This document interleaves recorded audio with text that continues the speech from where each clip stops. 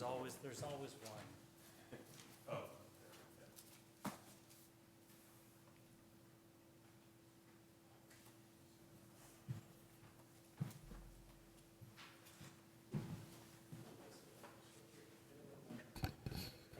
You're welcome.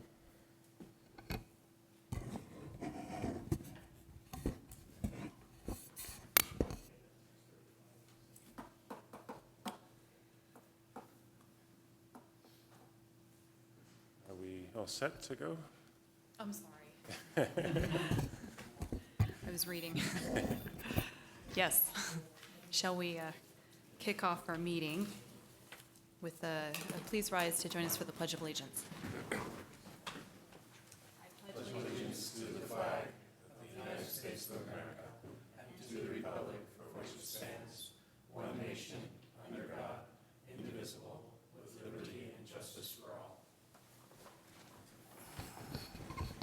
Who will be taking roll call this evening? Is that you? I'll be doing that. Commissioner Erkin. Here. Commissioner Donaldson. Present. Commissioner Moss. Here. Commissioner Pilch. Here. And Chair Eisenman. Here. Before you start, I'd like to introduce Sherry Tran, who's up on the dais with you this evening.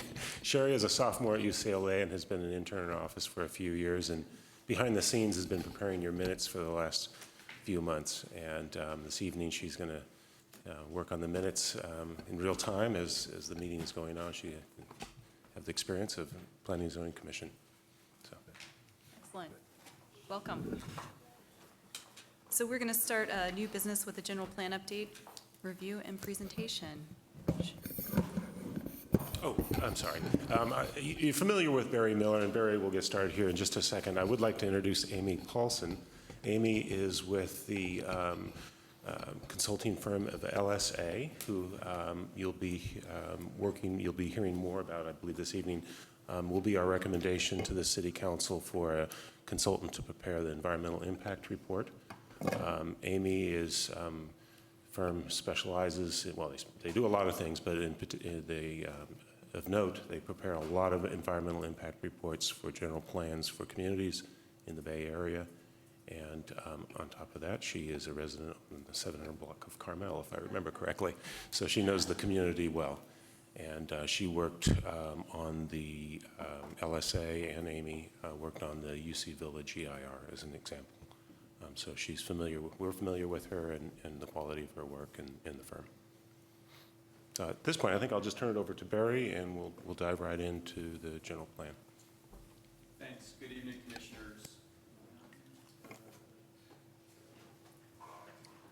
Oh, there I am. Good evening, Commissioners and members of the public. We have, as we have in the past, a study session this evening for the next hour and 10 minutes or so, hour and 15 minutes on the general plan.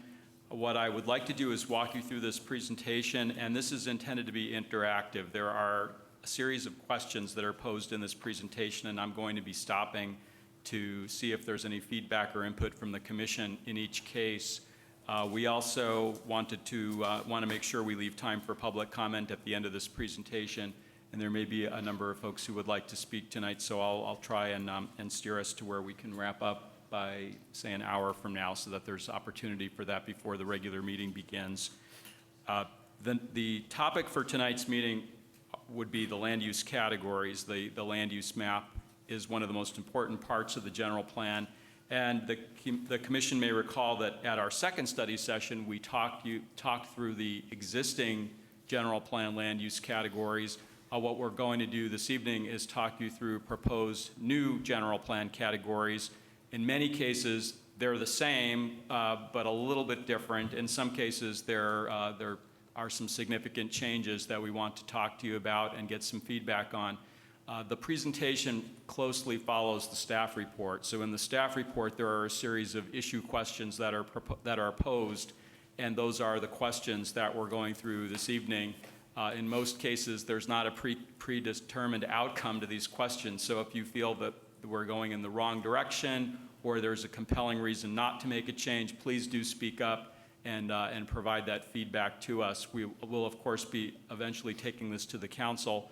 for vetting with them as well. So we look forward to your feedback so that we can fine-tune this as this moves forward.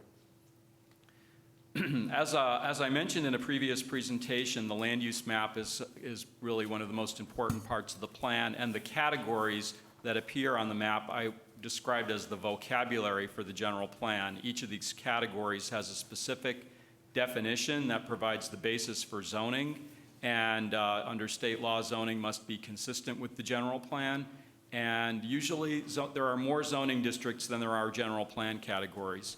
That's not always the case, but that's the intention, that you have a general plan category that's fairly broad, and within that general plan category, you may have multiple zones that correspond to the overall type of land use that occurs in that designation. Each category under state law has to have a measure of density or intensity. For residential uses, that's typically number of units per acre. For commercial and industrial uses, it's typically floor area ratio, or FAR. One thing that the current general plan is a little bit ambiguous on is whether we're talking about net density or gross density. The difference is that net density excludes the streets and other easements and areas that are unbuildable on a property, whereas gross density would include those areas. So when you talk about gross density, you're usually looking at a very large area that's not yet subdivided. But typically in a built-up city, in an urban setting where most of the lots are already there, you use net density. So we are using net density in the general plan. And there's a much easier correlation between net density and zoning, because you can basically take a net density and translate it immediately into the minimum lot size or the minimum square footage of land that you need for a dwelling unit based on each of these categories. So what you're looking at on the screen here, I should also mention before I go further, there are paper copies of the PowerPoint. I don't think, well, there are none left in the back. There were some that were back there that have been handed out, but the commission has copies of the PowerPoint, and this will be online as well. This is the general plan map as it appears in the 1992 plan. It's a little difficult to read on the screen. This is a black and white map that was done using the mapping techniques of the time in the early 1990s. What we have done in the past couple of weeks is to digitize that map and create a more contemporary looking general plan map. This is the same map as this. These are not two different maps. There are a couple of things I'll talk about later. There is actually one discrepancy that we're going to fix, but overall this is the same map, but with traditional land use colors, and the categories are all listed at the bottom left. And I know it's hard to read at this scale.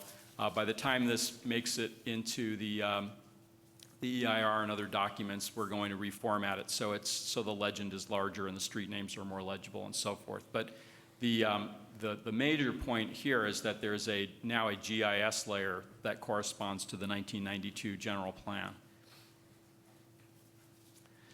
So what I'm going to do is walk you through the existing plan and new plan land use categories and talk a little bit about the changes, and then pause, as I mentioned, on each of the issues. So if you see, we'll start first with the residential categories. We have 6 residential categories in the existing plan. The proposal on the table would be to create 4 categories in the new plan. The low-density residential category essentially stays the same. Medium density stays the same. Right now in the general plan, you have 2 different categories for high density. There's high density and high density towers, which would be the high rises on the west side of Albany Hill. And then there are 2 categories for Albany Hill. In the proposed plan, those 2 high density categories are combined and the 2 hillside categories are combined. The important distinction here is that the zoning would not be changed, and the general plan would have very specific language that the city would retain 2 different zoning districts, each with its own maximum density, and that someone who has a high density general plan designation is not automatically entitled to build at the maximum for the range that's specified. That is very conventional in the way general plans are done. You're not automatically entitled to go up to the top of the density range. there are multiple zones that apply within a density range. Single-family residential, low-density residential is the area you can see on the map that's on the easel, well, not on the easel, leaning against the podium. That's the light yellow residential area that comprises most of the city, particularly the eastern half of the city, east of San Pablo Avenue. These are essentially single-family blocks with a maximum density of 17 units per acre under the general plan. That's the existing general plan designation. We're really not changing this designation in the new plan. So the issues that have been raised that I wanted to point out here for this particular category is actually a slight discrepancy between the general plan and the zoning regulations.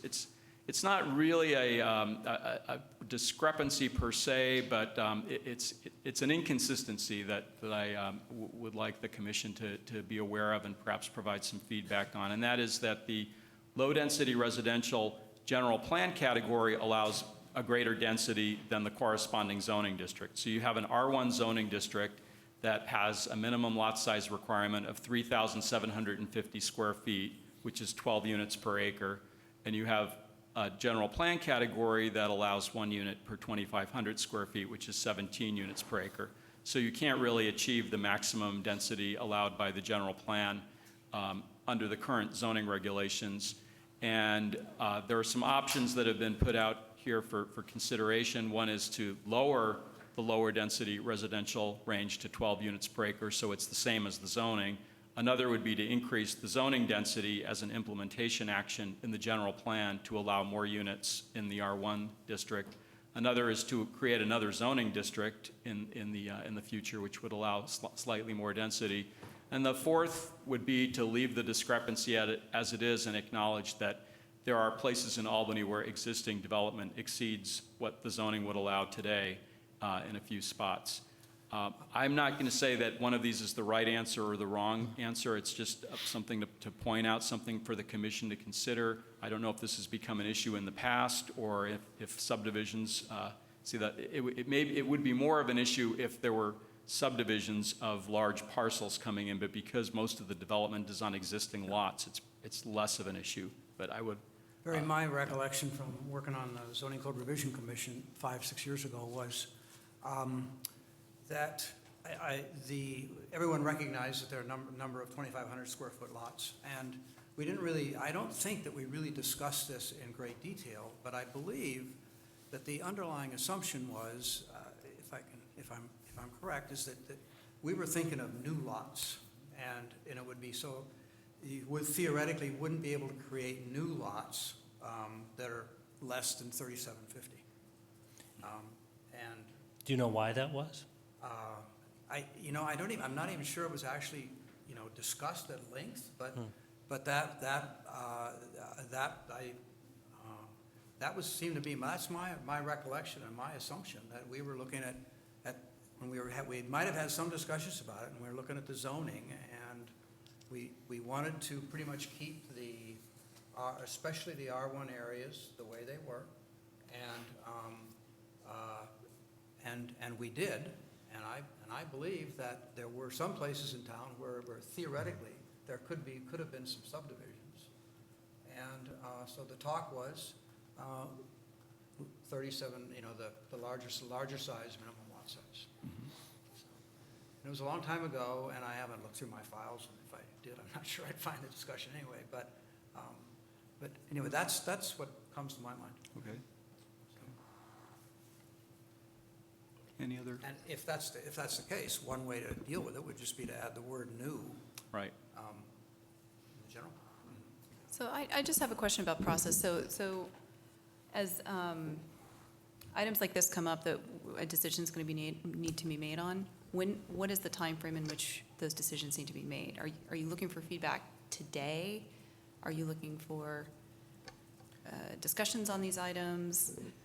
Feedback, I would say, the idea was to get some feedback today so that we could revise these categories. And we're also looking for public feedback as well. So it's commission feedback, and then there's correspondence that we've received, and there may be public comment tonight that we'll take into consideration.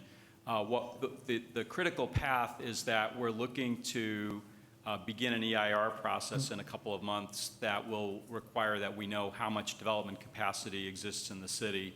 And so these kinds of questions would need to be resolved before that time. So if we say, well, low density is going to be 12 units per acre, that has an implication for if there's subdividable land, how much development capacity would be assumed on those properties. In this case, it may not be that big of an issue in terms of the time sensitivity, but it would be with some of the other categories. So I would say we don't need an absolute decision tonight, but if there's any feedback that can be provided based on the staff report and the presentation, that would be very helpful. And should we give you feedback now, or is there more follow-up pertaining to this, and then we discuss it at a later time? We can come back to any of these items at a later meeting. There'll be a lot more content in future meetings Oh, relating I'm to other sorry, topics. I meant later, as in later this evening? This evening? Yeah. I think we should butt in now. I think if, to the extent you can jump in now, that would be great. If we have time at the end of the meeting, then that we can come back to some of these topic areas. There's about 15 of these slides that ask for feedback, so it's quite a lot ahead. Well, I had an opinion. Did you did you have some thoughts? No, I was just wondering if we should bring it back to the commission to discuss or open it up to the floor for the community to give their input. So maybe we should start with comments from the community and then, Barry has suggested leaving 15 minutes at the end for public comment. okay. Okay, on all the items. Yeah. Do you want to work it that way? I'd rather have interaction at this point from the community and not wait till the last minute, so we could discuss, maybe they have an idea So that we can hear what they have to discuss. say. Some more of an open meeting. Sorry, Phil, I couldn't really make you. Well, I was just saying, I'd like to have the public input now as we're talking about each of these items instead of waiting until the end. Well, tell you what. That sounds just logistically a little complicated. Open the meeting. Does anyone in the audience want to speak to this item? Okay. I'll tell you what, since we have two people, could we bring them up in 3 Just- minutes or less? Give us your bullet points. Open the meeting to public comment and Okay. we're done. Good evening, Ed Fields. I'll be very brief. I sent a letter as well, which you may have seen. I mean, this also gets to when we get to minimum density, which we're not there yet. We want more density in the city. Why shouldn't R1 participate in that? We have lots and lots and lots of lots that are 2,500 square feet in the city. I actually went and looked at the map, looked very carefully. They're not all in R2 or R3. They're scattered all over the city with maybe one area that doesn't have so many. So I think, what's wrong with saying we make it 17 units per acre? As you point out, there'll be very, very few subdivisions where this ever applies.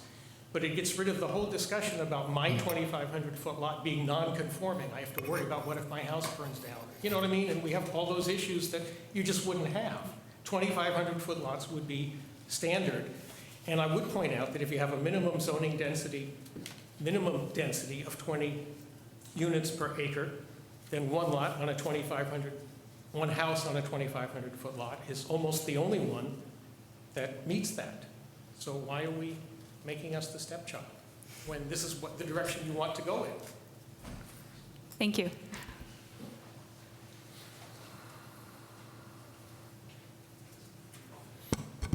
My name's Ed Moore. I'm visiting you from Berkeley. I have a 2,900 square foot lot in West Berkeley. Berkeley requires 5,000 square feet in order to build a second unit in the back. I'm hoping they're going to change that and allow me to do that. I would suggest that you give some thought to having, if you're going to have a second unit, especially on a 2,500 square foot lot, that maybe you limit that unit to 1 story and make sure that there's still open space available and all that kind of stuff, because 2,500 square feet is really a rather small lot. And if you start building second units in the back, you're going to have a lot of trouble. Thank you. Just a quick question. I think this is obvious, but if you switch to a minimum 2,500 square foot, then a 50-foot lot could be subdivided into 2 25-foot lots. I suspect there would be some pushback. So this is not an uncontroversial decision. In fact, we have some duplexes that are on side-by-side 25-foot lots that were built in 20s and, that are existing. I know that. Well, I'd just like to I think mention, that's very possible. So let's bring it back to the commission for discussion. yeah, my comments are similar to Ed's. And it happened when we did this, I felt that we should leave it at 17 units per acre and 2,500 square foot minimum, because we were actually making a bunch of properties no longer conforming.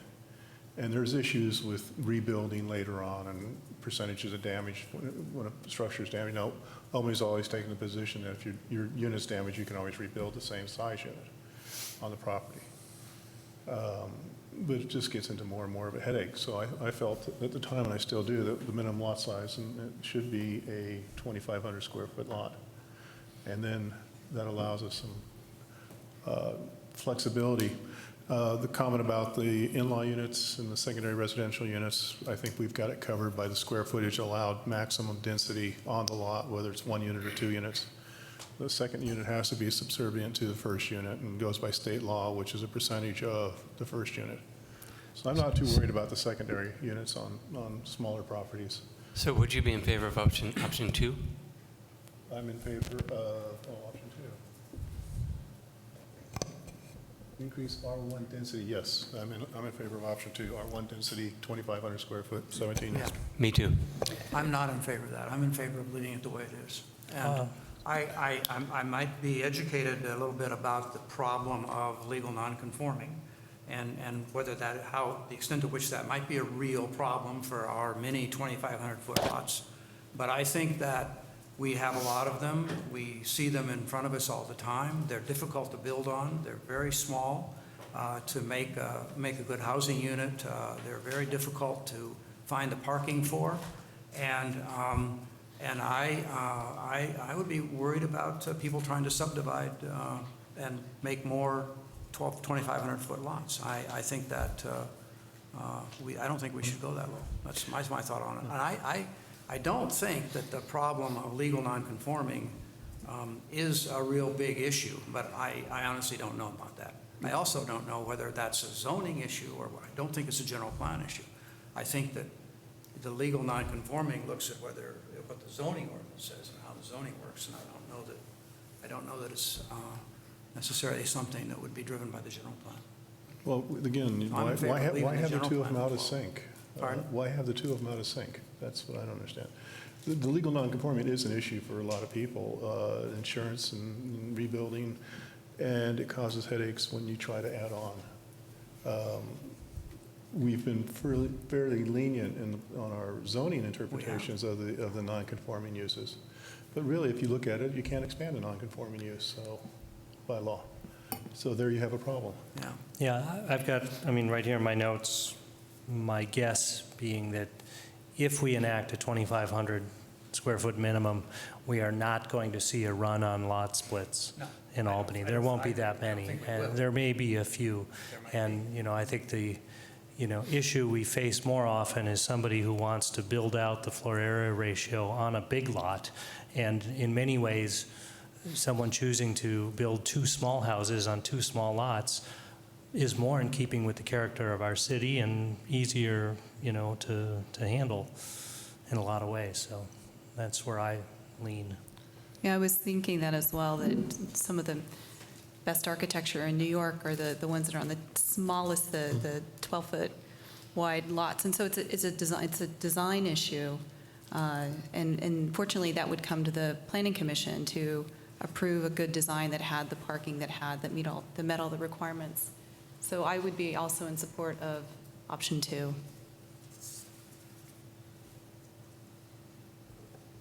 Any further discussion? Okay. Well, I don't know if anybody wants a real quick history in that 3,750 square foot lot, but most of it came out of the early 80s when people started developing the 2,500 square foot lots on Albany Hill. And that's when they said that 2,500 square foot was not acceptable. Does not work, no. Right, so that's because it was a steep downhill or Right, steep uphill. right, So right. that's when they started looking at maybe we need to increase this. And then they went into the changing the zoning on the hill. Yeah. So, And if I can interject before we go on to the next slide, one of the things that I can do between now and the next meeting is some analysis of the effects that that would have. In other words, how many lots are there that are more than 5,000 square feet that could potentially be divided if that was 2,500 instead of 3,750? If it's only, you know, if it's a small number, it may be less of an issue than if it's a large number. So we can bring some of that information back, as well as the number of lots in the city that are between the 2,500 and the 3,750, to have some of that information available. I would really appreciate that. I'd like some input from you on how to deal with this, and I'd like to know more about my concerns. And I mean, I don't want to make problems for legal non-conforming lots, but I don't think it is a big problem. But and so I'm not worried about leaving it at 12 units per acre for the R1 density. Okay. We do have a lot of these to get through, so I'm going to keep going if I can. Medium density residential, again, this is an existing category. I think the current the current title of the category is medium density multifamily, so we're broadening it a little bit here. This includes a variety of housing types, generally developed in the density range of 17 to 35 units per acre. This is essentially the R2 zoning district. In this case, there is consistency between the zoning and the general plan densities. It's about 1 unit per 1,250 square feet of land area.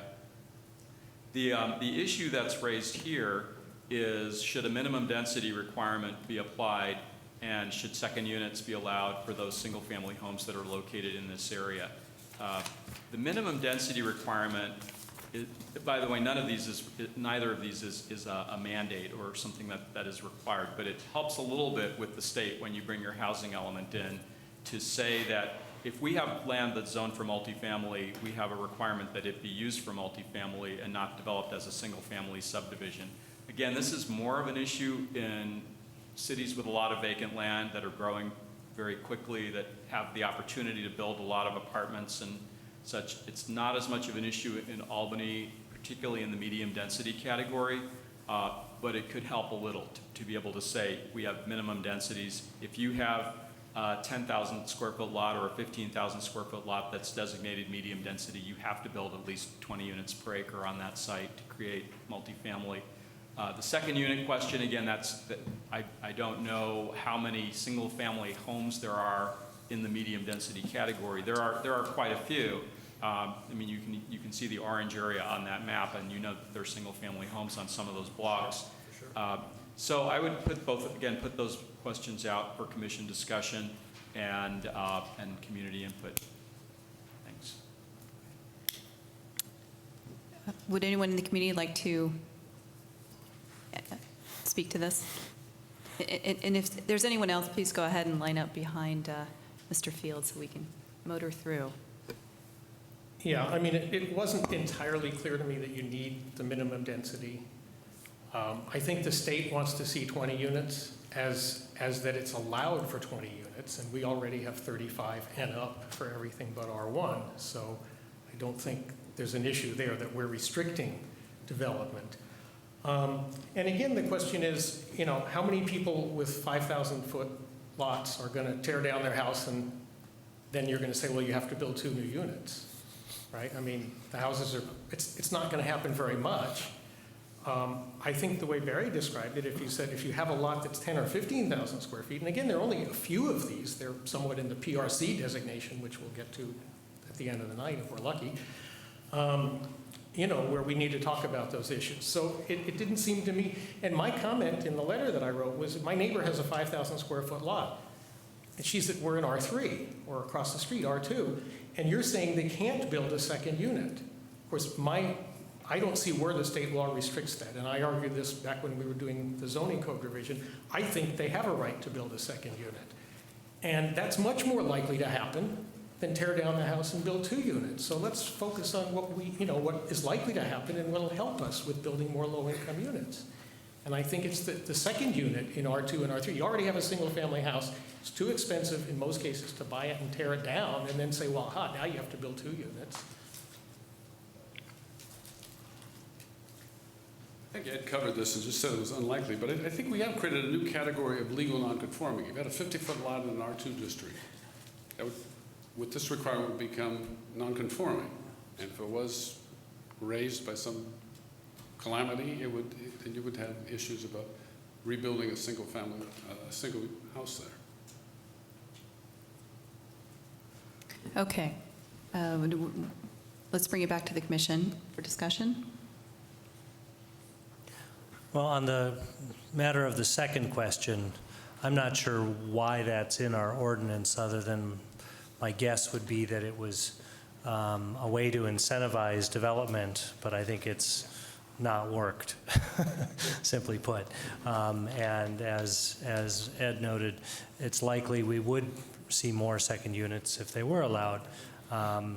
And certainly if a second unit is allowed, it answers the first question, which is that if someone wanted to or, needed to rebuild, they could add a second unit and comply. I lost that link. How does that? Oh, on a 5,000 square foot lot, if you. Oh, I see, on a yeah, 5,000. Yeah. If we had the minimum density requirement, Should a that would minimum work. density requirement be applied? And that's in R2. And my answer to that is just simply yes. Yes. What about Clay's point that didn't we run, the legal nonconforming issue that comes up? Or do we have to deal with that? Don't we have an ordinance for rebuilding that allows people to build what they've got? Yes, in the event of a fire of 50% damage, or actually with or without 50% damage, you're allowed to rebuild to your prior size and number of dwelling units. Okay. So one could even rebuild without a second unit and Yeah. remain Right, in the good graces of the city. right. Okay. But you have to do that within 2 years of the date of the damage. You lose That kind of, yeah. Okay. So David, you're saying yes, yes, yes to both of those? I guess so, yes. No. I'm in favor of the second units. I don't have a problem there. But the minimum density requirement, I'm not sure I understand the implications of that. Well, I think in simple terms, it would be if somebody had a bigger parcel that they couldn't simply, raise whatever's there and build a single unit or a small duplex, that in a. Would we be making the single-family homes in R2, and I think there are a lot of them, would we be making them legal non-conforming, just like we're trying to avoid doing with the R1? You wouldn't be creating non-conforming uses if you applied a minimum density requirement here. The way it would be written would be for new Or development. new Yeah. construction only? Okay. And it in a way, it's almost, you can look at the map and see this, it's a non-issue. I think it's partly in there for It's consistency wishful with thinking. it's what the state wants to see in your Okay, got it. general plan, Okay. but you don't have to do it. Okay, I'm convinced. And I remember going through this when we talked about it years ago, 6 years ago, 7, I don't remember. It's an R2 zone, you're allowed 2 units. A secondary unit is not allowed because you're already allowed either 2 units. 2 units. Right. It does not, the secondary unit usually is subservient to the first unit. In this case, you can build any size second unit you want. It doesn't have to be a large second unit. If you want to have a 4-bedroom house, you can build a 1-bedroom second unit I think you're right. as a duplex in an R2. Yeah. So I'm not sure why the secondary I think unit you're is right. even coming up in Yeah. this case. You have rights under state law? I'm sorry. Yes, it's our, it's exactly. Phil, what you're saying is we shouldn't apply our second unit ordinance because it puts restrictions on a second unit that don't apply Correct. in this zoning Right, district. and I don't know if that's what we were thinking when we And I said think secondary that- residential units are not allowed because of the restrictions on secondary residential units as opposed to a full unit. I think So you're maybe right. we say an unrestricted second unit is allowed. Right, which is by law. That's the right by law in an R2. As long as both units together meet the lot coverage, the FAR, and, I would, if I may just interject for a moment, I think there have been situations where people would have liked to have done a second unit and would have, the abbreviated process for approving a second unit would have appealed to people in R2 and R3 districts because it's much less expensive, there's no public hearings, there's no public notice, it's almost a building permit.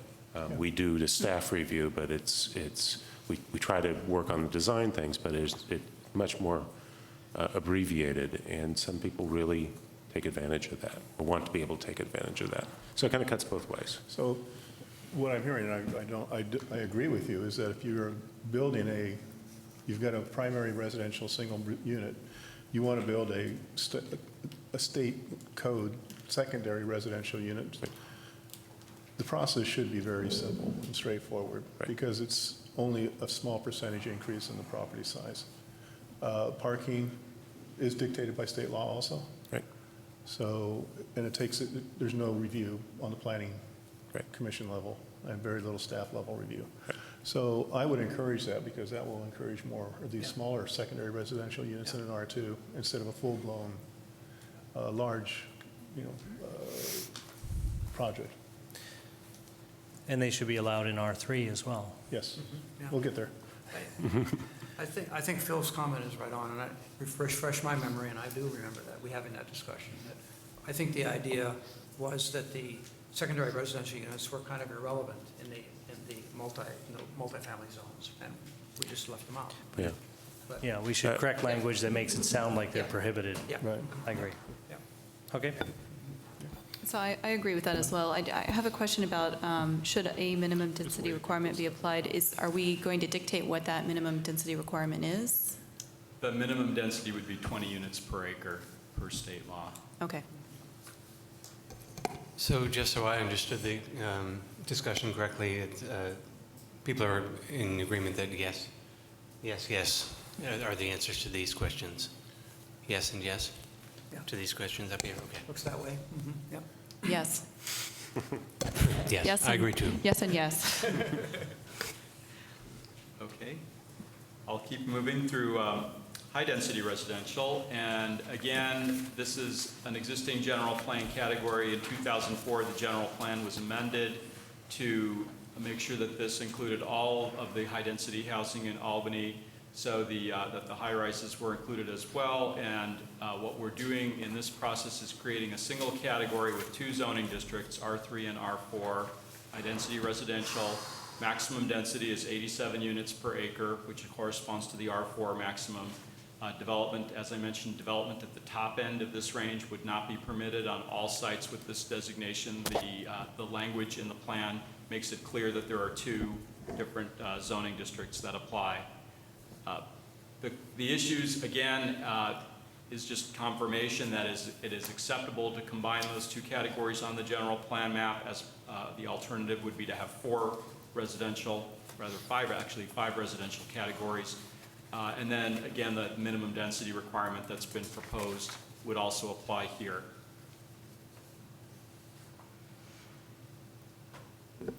So why would it also be 20 if we're now at high-density residential? The reason, the 20 unit per acre minimum is the state, basically the state says that a site, in order for a site to be counted as a housing opportunity site, it has to be zoned for at least 20 units per acre. So that's where the minimum 20 unit per acre comes from. You can certainly choose a higher minimum if you wanted to, but the 20 is sort of the state floor for that. Okay. Did we create the residential tower and high density as a general plan amendment when we redid the zoning ordinance? We did, didn't we? I don't know if it was associated with the zoning ordinance, but it was 2004 when that Yeah, category was created. Yeah. And I think at that time, we were looking at making the zoning and the general plan congruent, conform with each other. And there were two levels of high-density development on the west side of Albany Hill, and we decided to try to make change the zoning map so it reflected the reality, and then we wanted that reality sort of be locked in. And that was the initiative at that time. And then we later decided, or about the same time, decided, well, we should amend the general plan to really here, we were bringing the general plan into conformity. We weren't thinking that, well, you could have a broader category in the general plan and then a more specific category in the zoning, the way you're talking about. So, anyway. So this is our opportunity. This is our opportunity. bring This would them be an together. opportunity to go back the way we were. And I guess it's okay. You don't have to do this, but, I mean, you can have more categories. I think part of the Yeah. objective is Yeah. a little bit of streamlining, but you're certainly not obligated to Well, it's a pretty consolidate. long list of categories. It's a pretty long Yeah. list, yeah. It's longer than the number of categories in Oakland, for example. Huh, is that right? Is that right? Let's simplify then. All right. Well, I'm okay. Yeah, yes and I'm okay. yes. Mhm. Well, Both. let me ask if there's anyone else that would like to speak to this before the commission weighs in. 10 seconds worth.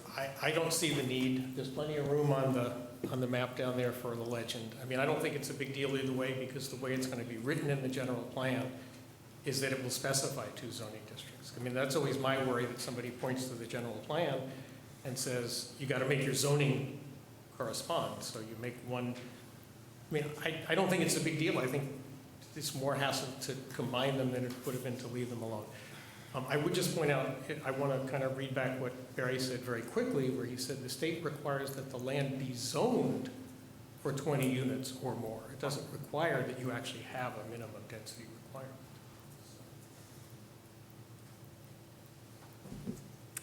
Yes.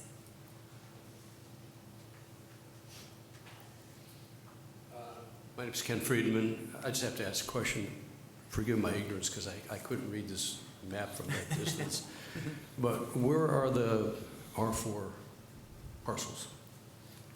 There's only one that That's Jeff, you may- the towers. yeah. Oh, so it's That's the Albany towers. Hill. I wasn't sure, because I On the wasn't other aware side. of any place that had any. And the west side of center. Albany Hill, the towers, and then next to it, the 4- and 5-story development, intended to cover those 2 areas. So there's no other places that are planned for R4? I think that's right. Okay, that's all. Correct. I think it's only Gate Towers. Right. Yeah. Okay, can I continue? Okay. Do you want to hear a response, or do you want to continue? I heard a yes and yes from the commission and some other perspectives from the audience. So I have a follow-up. So let's just, something happens to the towers, they have to be rebuilt, but they're not able to do it within the 2 years. How would we proceed in a situation like that? Would they be, it's zoned for high density, correct? So they would be able to come back with the same number of units? Right. Both the general plan and the zoning would support reconstruction at the current density. What couldn't happen is if the building next door needed to be rebuilt, they couldn't automatically build to the same density as the towers. That's essentially what we're saying. Okay. Yes and yes. Okay. The next category, and this is the last of the residential categories, is hillside residential, which applies to the slopes of Albany Hill.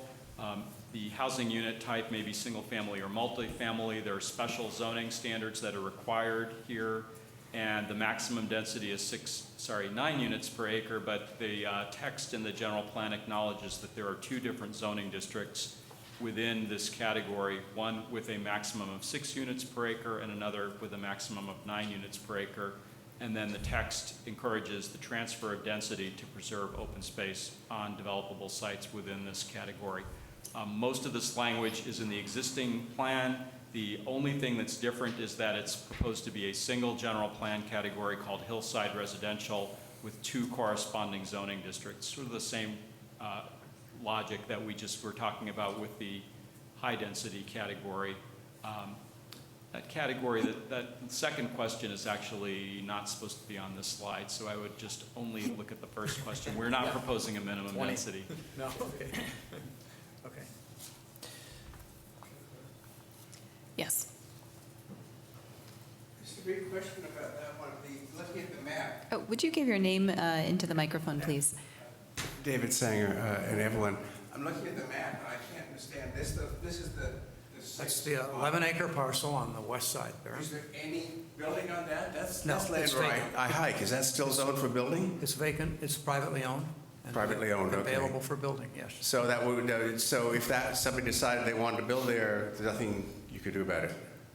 Well, it's zoned for 6 dwelling units per acre. Okay, I didn't know that, so I just like to hike there. I just like to hike there, that's all. And Phil or Doug, would you have any recollection of why the zoning there is 6 instead of 9, like it is everywhere else? Topography, I think, was the concern. Uh-huh. Yeah.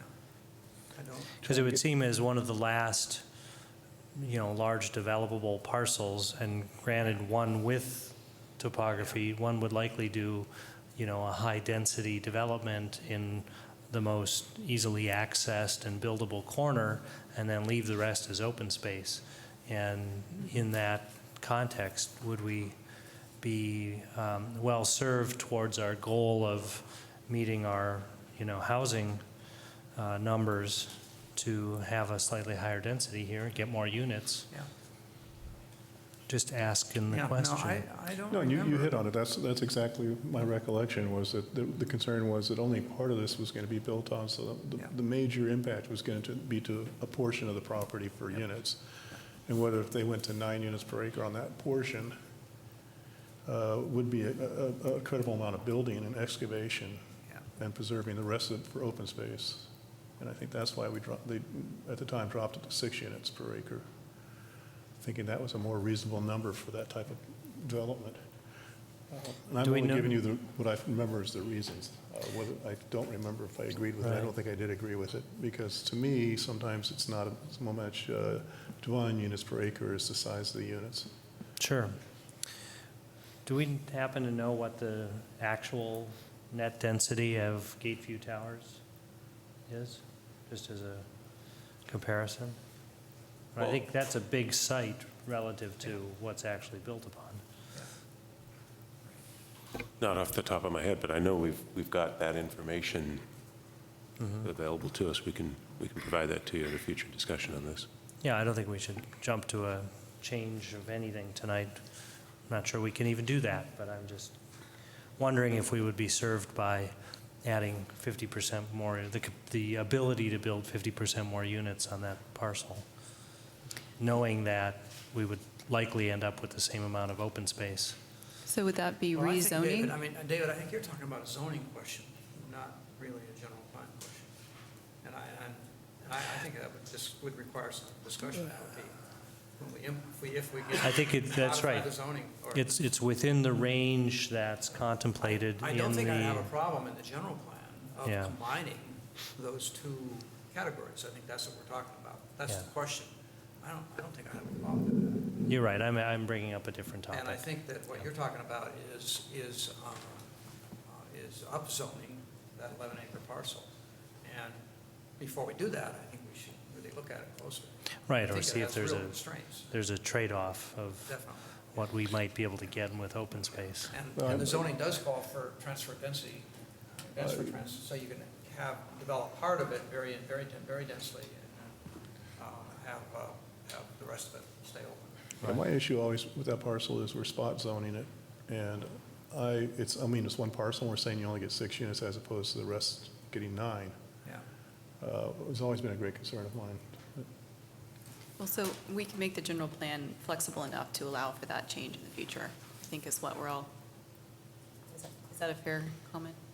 I think, yeah, on this particular question, it's really just for the land use category. The general plan will eventually be coming back to you with some more specific policy language on that area. And at that point, it would be appropriate to have a discussion of what you want the general plan to say about the future of that property and the appropriate density. We're definitely not there tonight. Yeah. And Right. Okay, that's good. Okay, onward. Okay, we're moving on to the commercial categories, and again, there are 5 categories in the existing plan. The proposed plan would have 4 categories. The names of the categories have changed, but in most cases, the development standards and parameters are the same. We're not proposing to make any changes to things like height limits or floor area ratios at this point. The biggest change here is the planned residential and commercial and general commercial would be combined into a single category called San Pablo Avenue Mixed Use. The community commercial category would become Solano Avenue Mixed Use. The commercial recreation category stays the same, and service commercial and light industrial becomes commercial services and production. And the reason for these changes may be evident when we walk through these categories in the next couple of slides. Let me begin with San Pablo Avenue mixed use. So essentially, again, this is the existing general plan category with a different name. It talks about the long-term transformation of the corridor to a more pedestrian-oriented, more mixed-use character, retail, office, service, and other commercial uses. There are allowances for higher density residential. The floor area ratios are just transferred from the current plan into the new plan with no change, maximum height 38 feet. And the questions are, I think, more critical on this slide than most of the others, because this is the area where there may be the most either development opportunity or development pressure in the future, given the land constraints in the city. So first question, is the name okay? Second, should this designation prohibit buildings that are 100% residential? They're allowed by zoning, but the existing general plan is a little bit ambiguous about whether they're allowed or not. It's right now the language, I would say, is a little bit confusing about what the allowance is for residential. Same sort of question as with minimum density. In this case, it would be, should there be a minimum floor area ratio applied to ensure that land is used efficiently? This is, we're not proposing a recommendation about what that minimum FAR should be. It's more just, what do you think? Should there be a minimum so that you don't have someone take a parcel and say this is going to be just a surface parking lot that we charge people to park in? Does the 38-foot height limit preclude the mixed-use FAR from being achieved? It's pretty hard to get a 3.0 FAR on a property if you have a 38-foot height limit. Not suggesting changing that, just pointing that out and wondering if the commission has discussed that in the past or would like to discuss that at a future meeting. The planned residential commercial general plan category, the question here is, can it be eliminated? It's really now merged into this, since mixed use is now encouraged along the entire corridor. And the implication being that in the existing general plan, there are a few key sites that are called out with this planned residential commercial designation. And it's really intended to promote those as housing opportunity sites. The question is, the land uses that are permitted there are essentially the same as the land uses permitted elsewhere on the corridor. So aren't we encouraging mixed use really everywhere on that corridor? Those floor area ratio incentives apply along the whole corridor. So those are the questions for this category, and I will turn it back to the commission. Let's hear from the community first.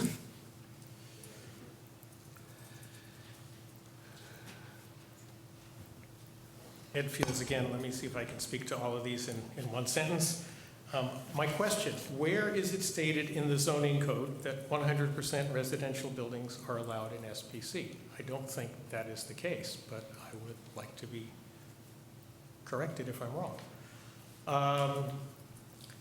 Secondly, the maximum FAR, the question about does the 38-foot limit preclude the mixed use. The maximum FAR in SPC is a separate maximum for residential and commercial. It says you can build this much commercial and you can build this much residential, but there's no implication there that says you can build the maximum of both. So it's not clear to me that we need to do anything. I mean, yes, you probably can't build the maximum of both. As far as the PRC goes, that designation in the general plan gets carried over into the zoning code. And I don't think I'm particularly well versed on this, but my recollection is that it provides additional restrictions on how the Adams Street portions of the parcels can be developed in terms of the commercial impact on the neighbors who live on the other side of Adams Street. So it's not simply saying we get rid of PRC because we encourage mixed use everywhere. I think there's a lot more to it that we should look at before we get rid of it.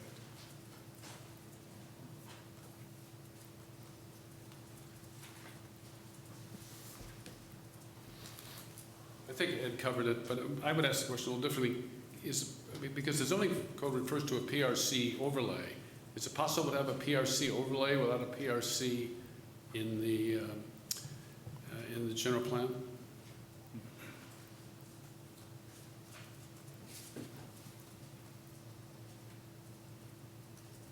Very briefly, since we're not doing redoing the general plan very often, I wonder whether the commission is open to looking at the 38-foot height limit and the height limits in Solano. Are they still what we want to have? And we do this every 10 years. Is this height, we had a lawsuit about that related to height limits on the AT&T thing. It seems to be the only time in 10 years that we can revisit whether the height limits that we do have are appropriate.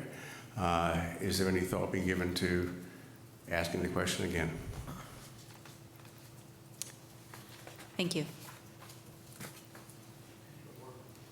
Yes.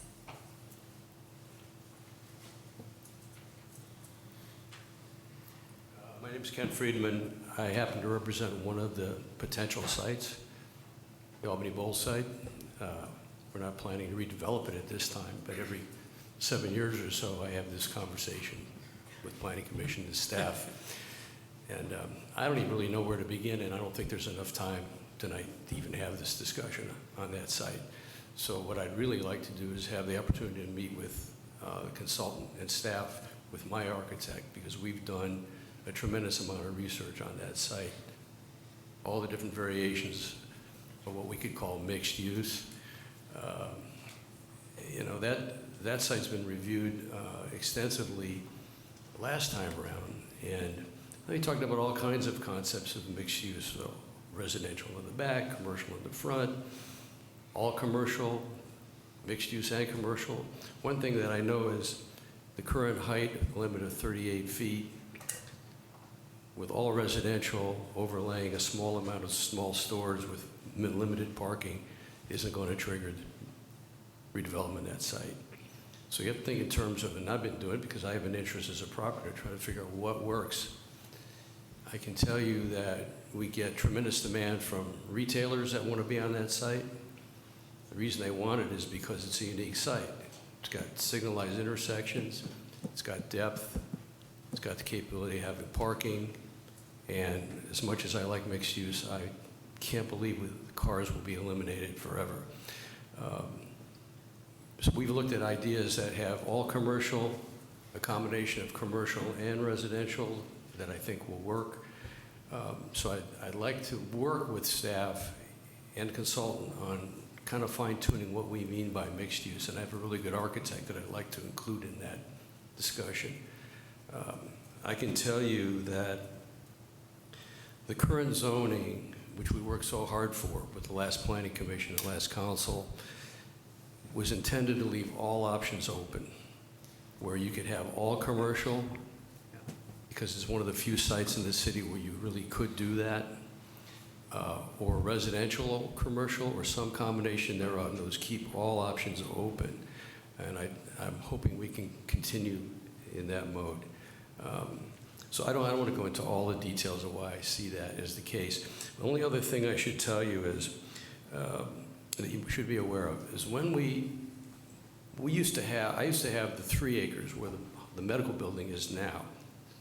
We spun that off, for better or for worse, we did that. And the city staff and the city council then implored me, please, let's preserve this site as a shopping center site potentially. And part of the deal was I had to give an easement from the signalized Brighton intersect to the hospital and back. So we have a constraint that way that we have to work around, is one thing. And we have a shared parking agreement. So these are all constraints and issues that we would have to deal with on this site. So that's why we ended up with the zoning that we had, and I'd like to think that we could stay somewhere like that. So just to understand, are you asking for a higher foot limit than 38 feet? Was that part Or of? you mean if we were to seek residential over commercial? Yes. I missed the question. Well, so you had mentioned that you had provided various studies, and 38 feet, it sounded like wasn't meeting the requirements that you needed to meet. Well, that's part of it, yes. And second, if you end up, and we have a couple of really good examples in the city of Albany where a small retailer with limited parking with residential above doesn't work very well, in my opinion. So there may be some concepts where we can, because of the size of this site, where we can do a better job of that, it seems to me. And you're advocating. So those are the 2 issues that I have with mixed use. Thank you. Anyway, I'm hoping that I can come back again, maybe meet with staff, if that's possible. We'd be delighted to meet with you. I certainly wouldn't object. Okay. Okay. Looking at the questions, is the name okay? Oh, hang on, Go ahead, okay. not quite done. Okay.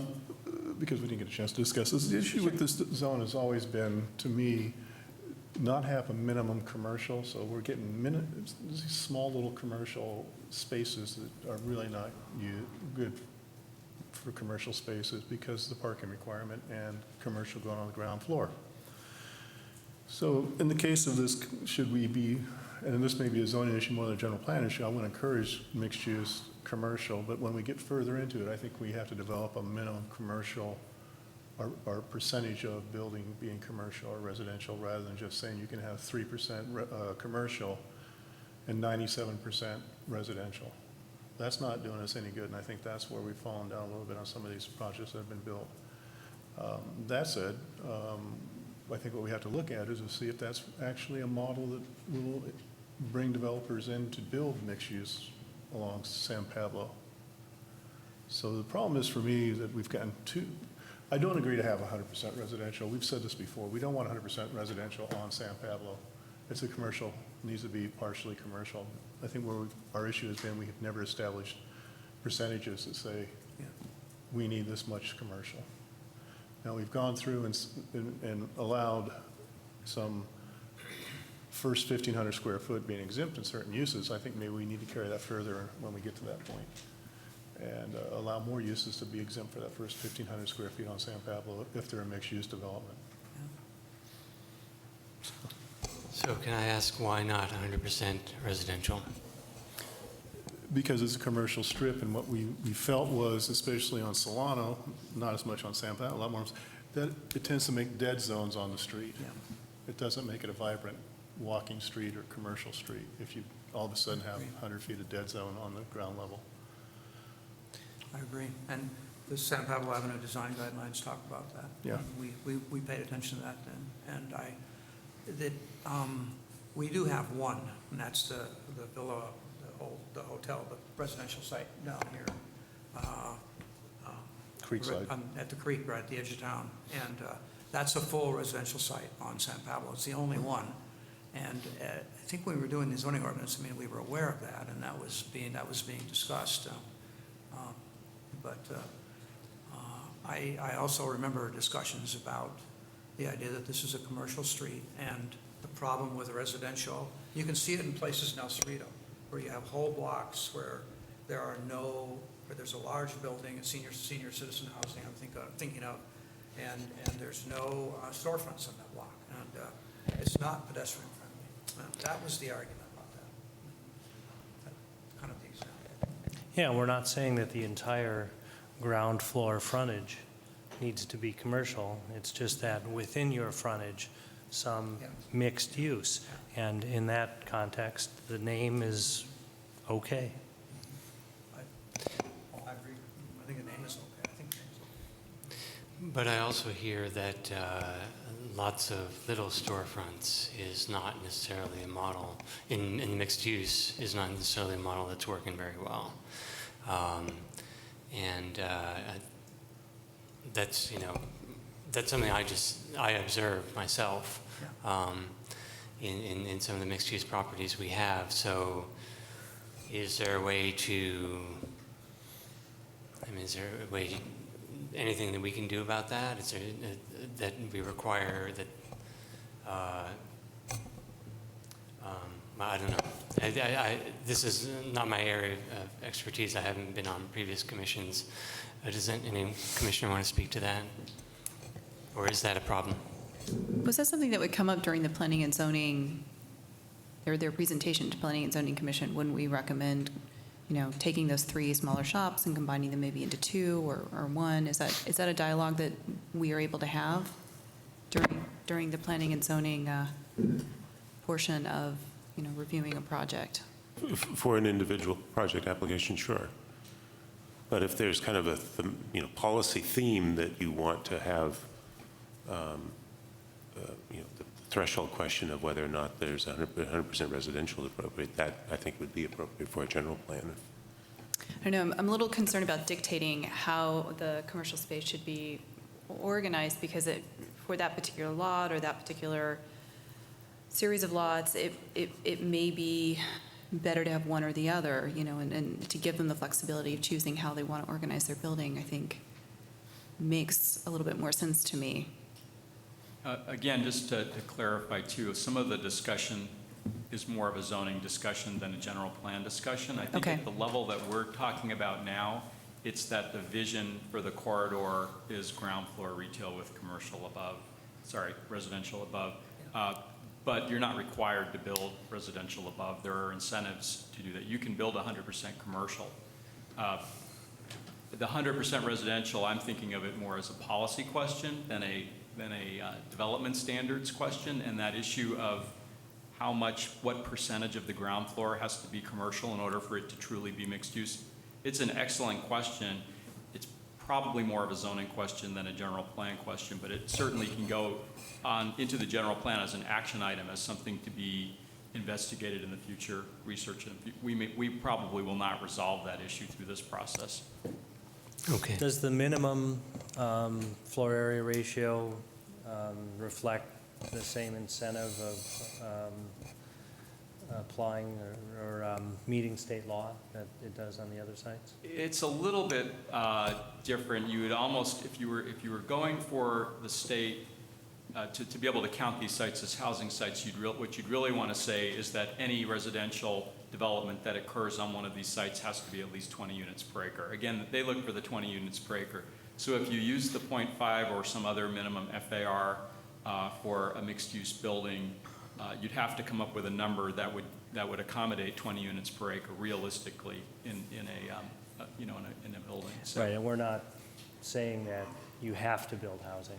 that's right. Yeah, That's because right. it is a commercial And- district. in And the- while we're on this topic, before we move off it, Ed has brought up a couple times that he just thinks we need to have a minimum zoning, that we don't have to, that the zoning allow that minimum number, that we don't have to state an absolute minimum. Do you agree, disagree? That we don't have to state an absolute minimum. In other words, that what this I is was really. referring back to the residential, I'm sorry. Yeah, on the residential. Yeah. No, I think the residential, in a way, it's really, HCD, the State Office of Housing and Community Development, will get into a negotiating process with cities, and what I've seen them do in my experience as a housing element consultant is tell you have to have a minimum minimum density of 20 units per acre. It's not in the state law anywhere, but if I've worked in communities that say, we have adequate sites because we have land that's designated for 25 units per acre, they want to say, well, prove it that you're not going to develop that land with 15 units per acre. So that's on a case-by-case basis, depending on who your reviewer is in the state in Sacramento. It's not anything. You just know it's one of those things Yeah. that makes them happy. That's right. It's I one of those gotcha. things that makes them happy. It's not in the law. That answers the question. Yeah. Thank you. And again, just so we know that when we're talking 20 units per acre, that could be 2,500 square foot units. So the lot coverage and, with our zoning, especially with the step downs toward residential. Right, it leads to the same conclusion here, which is, is parking the bigger limit to development than the height or anything else? Just to clarify, the intent of having a minimum FAR in this particular zone is not really so much related to housing as not having really auto-oriented development, so that you don't have, a fast food place where there's a building in the middle of a lot that's completely surrounded by pavement and parking, which that has a FAR of 0.2. So it's really more intended to get more of a pedestrian-oriented development scale that uses the site more intensively and doesn't provide a lot of off-street parking. And have you seen other cities enacting such things as Yeah. a means of achieving? Often when they do, they include a caveat for how to make findings to get around the FAR. For example, a gas station would not be able to meet a minimum FAR of 0.5. There are certain uses that just don't really comport to this. And is 0.5 what you're recommending? No, actually, it's not. I put it out there just as an example of what what it might be, but that's not necessarily a recommendation. And we can come back to that question about if there should be a minimum, what should it be. That's, you know, I realize we're not going to resolve all of these tonight. But. All right, well, while we're on this discussion of trying to achieve certain urban design goals through our zoning ordinance, can I ask your opinion of form-based codes as a different way of achieving that? I think in this kind of a context where you've got a lot of the building form already there, it's really, you'd really be looking at a hybrid between a form-based code and a traditional code. I don't think a true form-based code would really work with the amount of existing building stock that you've already got. So, but going into further detail in terms of what form we're ultimately aiming to achieve. Right. It would probably work more, you know, on the, if there was a specific plan somewhere within the city or some, you know, like for the UC Village or some large property as opposed to an individual or, you know, the corridor. Try to tie a bunch together. Right. So in the interest of time, Right. Yeah, we only have a few. have we answered your questions? And I think we can move forward? on. Can I just real briefly, so yeah, I without saying whether I agree specifically about the minimum FAR, ensuring that the land is used efficiently, I think we're all agreeing on. On the 38-foot limit, if that does preclude efficient use of land, that would concern me.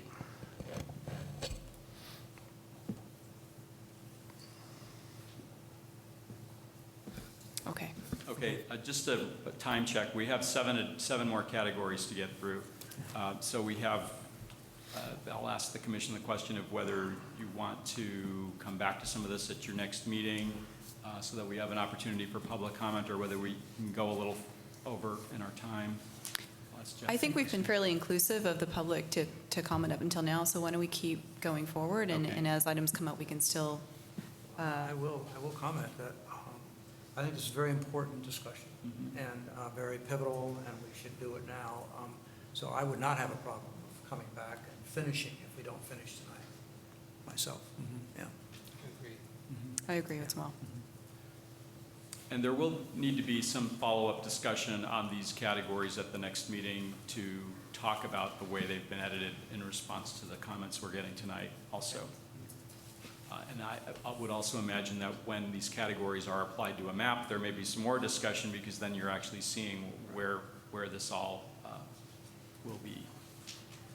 Okay, I'm going to move on to the Solano Avenue mixed-use category. And again, this is a new title for what was called community commercial. It's the Main Street character of Solano Avenue, small local serving shops, offices, restaurants, and services, and so forth. The maximum floor area ratio for non-residential uses is 1.25. The FAR for mixed use is 2.0. If floor area above that 1.25 is residential. Then the maximum height limit, 35 feet. Ground floor residential facing Solano Avenue is discouraged. Again, not prohibited, but discouraged. So this essentially is an existing category with a new name, and the issues that are put forth here are more or less the same issues that were raised in the previous slide, whether or not there's a need for a minimum FAR, whether the text should provide direction about entirely residential development. The other thing I pointed out here is the commercial node overlay that's on the general plan map at the intersection of San Pablo and Solano. Is that necessary to show on the general plan map? It would remain a zoning overlay and certainly get a lot of policy attention and narrative attention in the general plan, but is it a general plan category? So on that, are you thinking, so that we'd have a general plan map without showing it, but then in the text of the general plan, there might be a graphic? Yes. There'd be graphics that would show where the node is? Yes. And then discuss the node? And it would continue to exist as a zoning, Okay. a zoning I'd district. be comfortable Zoning with that. I anomaly. think I'd be comfortable with that. Again, it's a simplification Okay. method. Would anyone in the audience like to speak to this? We should have you sit in this chair at the very end That's kind of For what easy Clay and I access. did during the zoning code revision process. We almost sat up there. Just a question, because as someone who lives in the San Pablo commercial neighborhood, I always get, I kind of bristle when I see San Pablo and Solano treated differently. And so I was just curious why the question wasn't asked for the Solano mixed-use area. Does the 35-foot limit preclude the mixed-use FAR from being achieved? And why do we have two categories at all? Oh, I think we need two categories. I think Solano I think they're and streets with different characters. San Pablo are very different. They're right. They're very I different agree. characteristics, and But from a general plan perspective, our goals are developing mixed-use projects to a equal density. I don't see a difference. I think we can have different zoning detail, but, like Barry's proposing for the lack of, identifying the node, is there a need to have them as two separate categories? I think there is. I think that if we had one category that we called commercial or mixed-use commercial, and we had both streets on it, that wouldn't be sort of indicative of how we see the community. I think the San Pablo Avenue corridor being along a state highway and being wider and it's just a very different kind of land use line, land use area than Solano Avenue. I wouldn't be in favor of combining. I understand your arguments, and we might have similar goals for both, but I think that it would be very strange for me to have an Albany general plan that made Solano and San Pablo the same. I think they're different kinds of commercial districts. If I could for a moment interrupt you and remind the commission that there are a number of parcels in this Solano quarter that do not face Solano Avenue. They face the other streets, and that's because of the Safeway bringing a cohesive line there. So when we talk about the character of the neighborhoods, that is one of the reasons, is a number of commercial, 2 to 3 lots in from Solano is still commercial. And so transitioning that to the residential was, I think, why we talked about lowering the height limit a little more than San Pablo. Well, can I ask Barry to comment on that? I was ready to argue that I think the character of the two streets is very different, but in terms of general plan, if we have similar goals for both streets, does it make any difference to distinguish them? We're actually moving in that direction, but not all the way there. I think if you look at the existing map, you've got one category called general commercial and one category called community commercial, and the implication is somehow the mix of uses on one street is completely different than the mix of uses on the other, community versus general. General is usually more impactful, more auto-oriented. What we're doing in this revision is calling them both mixed-use corridors, but recognizing that they each have their own character. So I think in a way we're already taking one step in the direction of making that distinction, that they're both mixed-use corridors. We have a similar vision, that they're pedestrian streets, that they have housing, without saying one's for community and one's for neighborhoods and so forth, but still acknowledging that they're different. I think street width has a big impact on the type of development that you see along each of the corridors. Okay, thanks.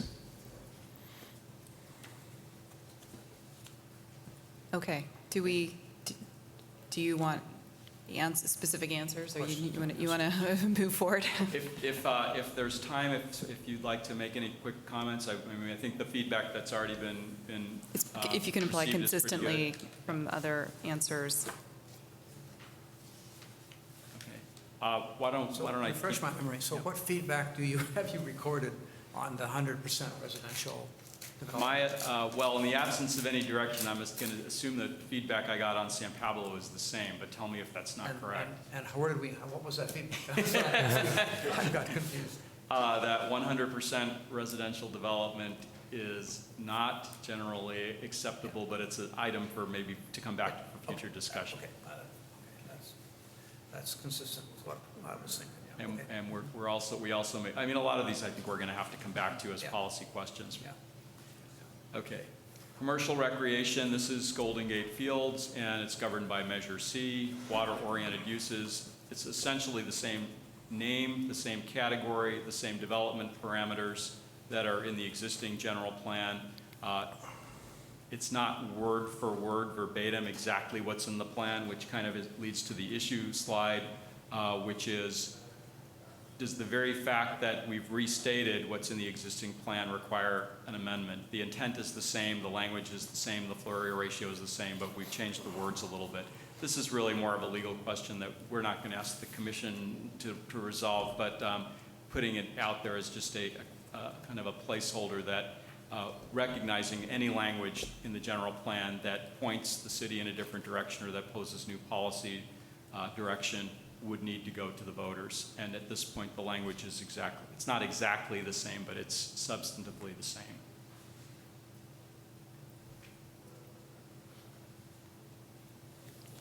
Please.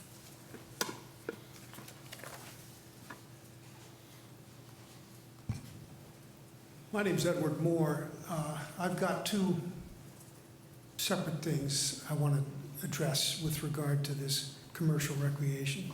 I spent an hour today, I'm fairly sophisticated with computers. I spent an hour today trying to find your general plan, and I couldn't find it. If this definition, or this paraphrase of commercial recreation in the slide, if it accurately paraphrases the definition that's in the general plan, it's grossly inadequate. It doesn't authorize anything. Water-oriented uses, the racetrack's not water-oriented use. Are you suggesting it's a non-conforming use? I mean, it's an absurd definition. Now, if you go to the zoning ordinance, it's archaic. There are references to a waterfront master plan, and there's an environ plan adopted in 1976. I've been involved in Albany waterfront stuff for 10 years now, and none of this stuff I think is current at all. So and apparently you can't change any of it because you need a Measure C vote. So what I'm going to suggest to you is if you end up deciding to do a Measure C, that you clean up the general plan, you clean up the wording of the ordinance, the zoning ordinance, and you clean up the charter and all the rest of it so you get some language that somebody can actually figure out what you're allowed to do with the waterfront. Because right now you got nothing. And if I was the landowner, I'd be threatening a lawsuit in the same way that Berkeley was threatened back in 1980. All right, that said, the reason I'm here tonight, I've heard rumors to the effect that Fern Tiger's vision for waterfront development was in some way going to be adopted as your new general plan. And if that's going to happen, you're going to be seeing a lot of me. And I'm going to remind you that your city attorney took the position back in 1986 that the Fern Tiger, the whole vision process was a planning study, and therefore there was no secret project, and therefore a secret environmental study was not necessary. So it's not been done. Now, I've been beating a drum for almost 30 years now that the waterfront in both Berkeley and Albany as a unified whole is a cultural landscape. And because of its cultural, historical, and aesthetic features, it's eligible for listing on both the Federal Register of Historic Places and the State Register. Now, I tried my damnedest to get Fern Tiger to address this issue, and she ignored it. She did her study, she ignored the state park, she ignored the land in Berkeley, she ignored your private.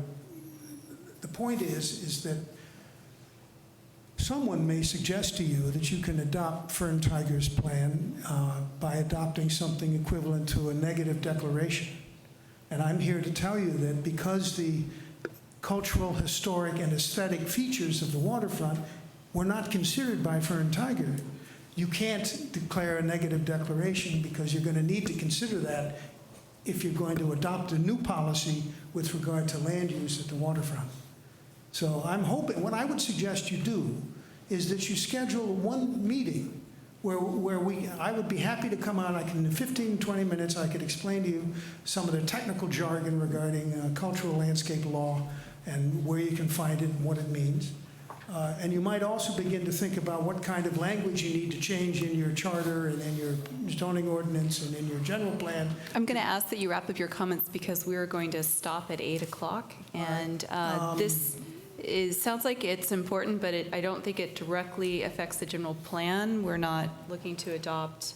You're not going to adopt Fern Tiger's plan? No, we're here No. to discuss the general plan. So you're going to basically keep the language at the waterfront pretty much the same? Well, that's what we're talking about right now. Yeah.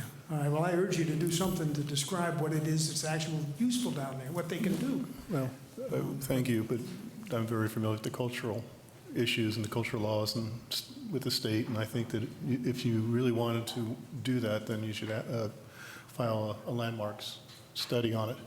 I've tried to do that, and I'd be happy to do your study for you if you'd like me to do it. I think you might like to have some other people with a different vision, but Well, if you have any information, please forward it to staff, and they'll distribute it to us. it's hard to know what to provide. I mean, I've provided lots of documents, and it's hard to know what to provide unless I know what it is you're planning to do. I could focus something a little better if I knew what changes or what language, but I'll try and keep up with what you've got going here. And My suggestion is you follow the state guidelines, and they will explain to you the steps needed and the studies they will need and the type of information they will need to deem it a cultural resource. So, well, that's a good point. Just give me a minute here.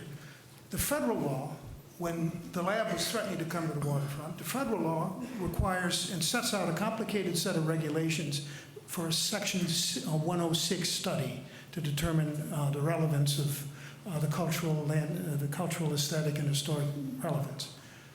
California doesn't have an equivalent set of regulations. And I've watched what LSA has done for the last 30 years with regard to environmental impact studies both in Berkeley and Albany, and they did. The law says if it's eligible for listing, you have to follow. California law says it has to actually be eligible. It has to actually be listed. The point is that the cultural, historic, and aesthetic features are there, whether it's listed or not. So if a CEQA study is required and it's required to consider those things, you ought to have a procedure for doing that, and you could suggest that LSA actually follow the federal regulatory procedure in its analysis of the impacts in the event you decide to adopt a new policy with regard to waterfront use. Thank you for your time. Thank you. that will be part of the EIR study, is the cultural, natural, and the resources. I'm not going to talk any more about it. I've done too many of those to. How would you like to proceed? We do have several agenda items for this evening, substantial agenda items.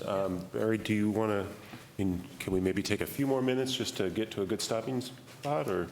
Why don't, if I could, can I maybe just walk through the rest of the presentation quickly without stopping after each category, and then if there are any kind of final thoughts that the commission has, we can hear those with the public, and then come back to the topics after we've made some revisions in response to the feedback tonight.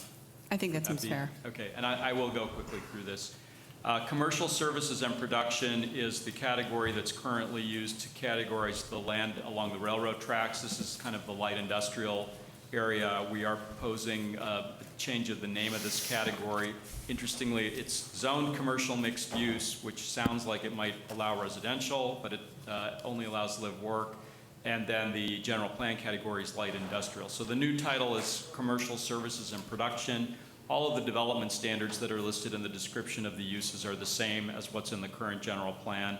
Again, question, is the name okay? And then the floor area ratio requirement or I should say the floor area ratio maximum is 0.5, and the question posed here is that the right floor area ratio? Might the city consider a sliding scale with more space permitted on small parcels within that particular area? On the public and quasi-public categories, we are proposing quite a bit of simplification over what's in the existing plan. Right now, the public category on the map, you can see which properties are city property, which properties are churches, which properties are other types of public and quasi-public uses. The USDA facility has its own general plan category. The proposal is to combine all of those into a single category called public and quasi-public and define it as including all of those public uses. UC Village, right now on the general plan, there are individual shapes on the plan map that correspond to residential recreation. I won't read all the categories, but the bottom line here is that the UC Village master plan and the redevelopment of the property have changed all of the uses on the site anyway, so we definitely need to revise how the map depicts UC Village. Question really is, should the map just show the entire site as UC Village and make it its own general plan category, or should we map it based on the density of the housing that's there, make that medium density, show the open space as parks, show the commercial area as commercial, and so forth. So that's more, that will require more time than we have tonight, and it's not a decision that needs to be made tonight, but I do want to put that question out. Again, I'm going to walk through these quickly. We've already gone through the public, quasi-public slide here.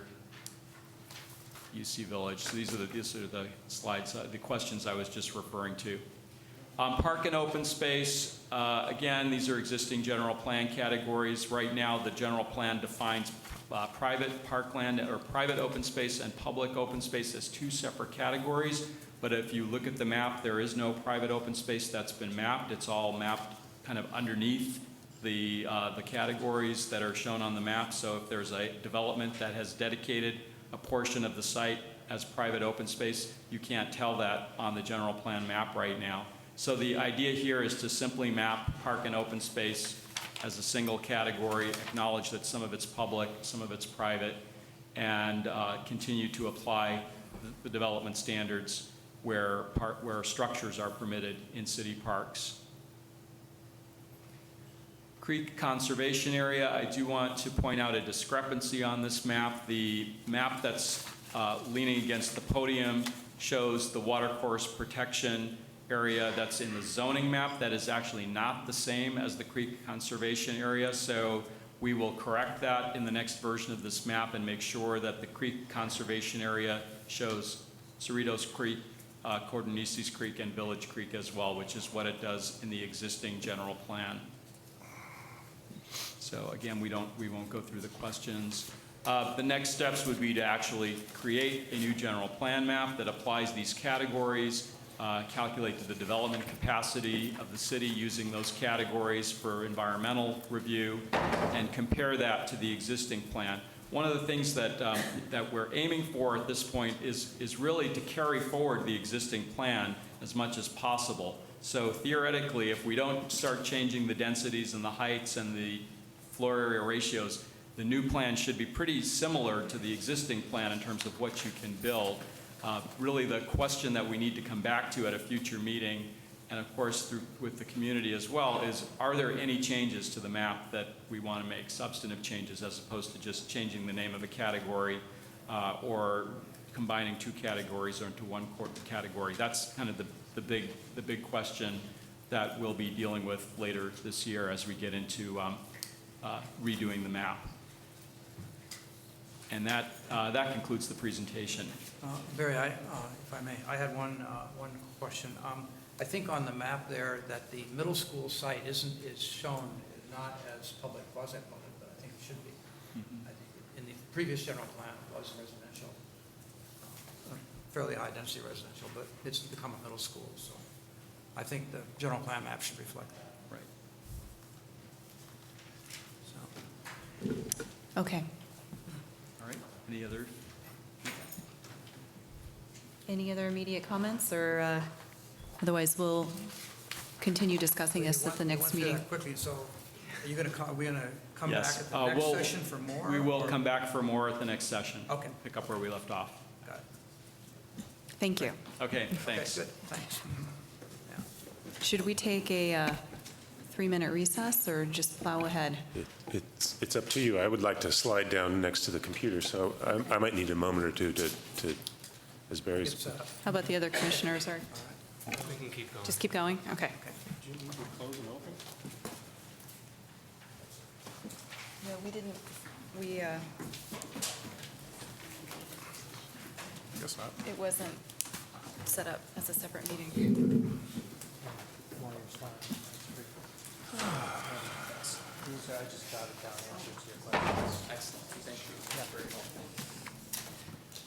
So Doug, I have to recuse myself from the first, from 7A. Oh, yeah. So I will, Do the dessert in a second. there's nothing. Public comment. So we'll note that there are no items on the consent calendar to vote on. And we'll open the mic for public comment. If anyone in the community wants to speak to the commission on any items not already on the agenda, they're welcome to come forward and speak their minds. If I may remind everyone, for the main part of the agenda, if people could use the speaker cards, it helps us make sure that we get names correctly into the record, and it helps us organize for a smooth meeting tonight. So if you have a speaker card, you can hand it to me. That would be great, and we'll pass it on to the chair.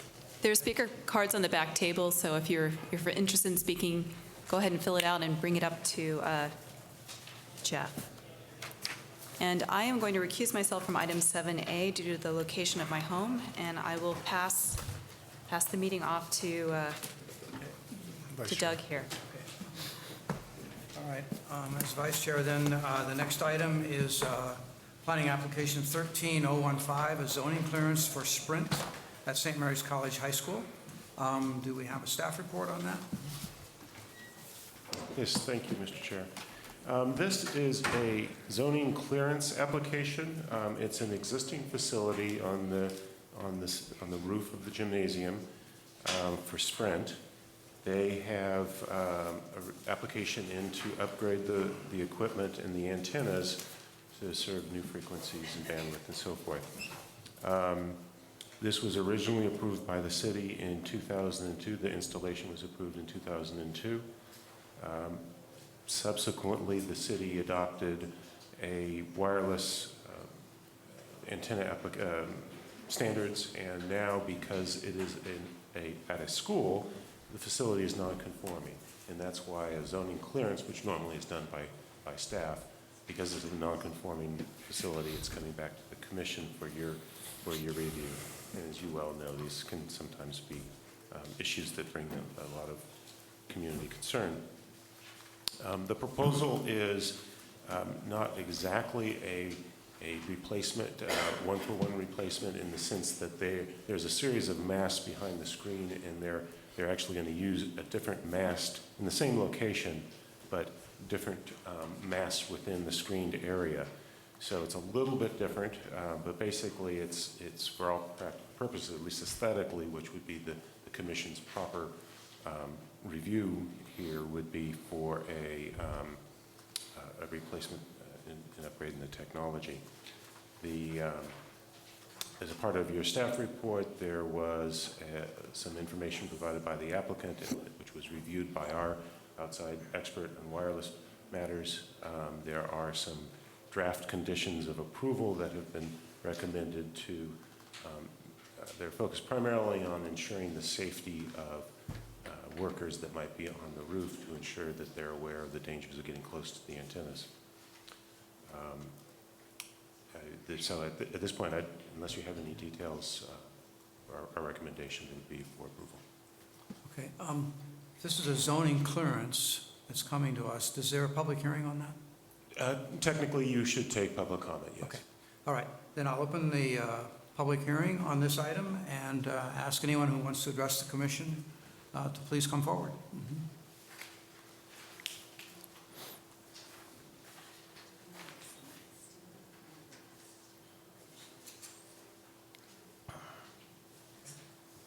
Is this regarding the Sprint application? This is a Sprint?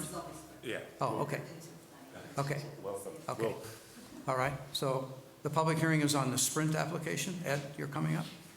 Okay.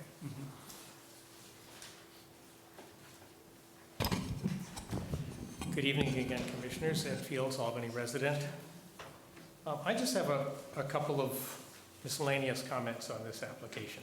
First question is, does anybody actually read these things? I'm reading from page 3 of the application. This is an attachment from the CBR group. And it says, Sprint's wireless telecommunication facility is located on the rooftop of St. Mary's College High School and serves the neighboring residential areas in the city of Berkeley along Marin Avenue in Shattuck, as well as the city of San Pablo to the west. And then it says, a reason for the modification, Sprint is undertaking a large expansion project to add coverage to the homes and businesses in Berkeley and San Pablo. So is there any coverage for Albany, or is it just going to pass right over us?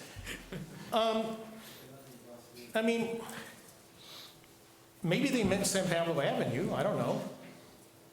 But what I really want to comment on is we've had other carriers up here swearing up and down that there's no way they could get adequate coverage for more than a 5-block area surrounding a cell tower. So I just want to point out that there's some discrepancy here somewhere, okay?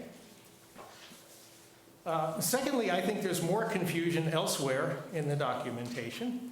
I don't actually see the antenna model stated anywhere. I see a generic description of a KMW antenna, a 900, 1800 megahertz antenna. Is it a dual band antenna or a tri-band antenna? I'm curious about this EBI study on the RF compliance report. The qualifications of Miss Stephanie Penta are that she's taken a class in RF safety. And RF safety is not the same as RF engineering. And in fact, her company offers an online class in RF safety. I think it's an 8-hour class, if I remember right. Or is this just something where they just plug numbers into a computer and spit out some data and nobody ever looks at it and you just get what you get? Because it was pointed out in the report from Accord Communications that there will be a danger zone on this roof because you can walk in front of the antennas. Access to Category 5 area at location in excess of peak limits and to identify acute burn hazards. Time averaging is not feasible to prevent exposure. Posted to mark prohibited access without power down. Okay? So this does have a roof where, granted, it should be a locked roof with no access to anybody, but it is on a high school campus. This is a serious issue. I think the RF compliance report perhaps needs some work. It won't come back with a different result because it's not an accessible area. But then we need a calculation of the combined RF power density of the 3 carriers, okay, in order to understand what areas on the roof should be accessible to whom in terms of occupational access or no access whatsoever without powering down the antennas, and what safety zones and warnings and where they should be. And that was sort of left to, well, it's a complex calculation between 3 carriers. We've got antennas pointing in slightly different directions. We'll just wait till it's all built and we'll do some monitoring at that point. Fine. Who's going to do the monitoring? The people who produce these very confused reports? Or is the city going to do some independent monitoring? And then I leave you with the question of, has the city ever done any independent monitoring of a cell site? Thank you.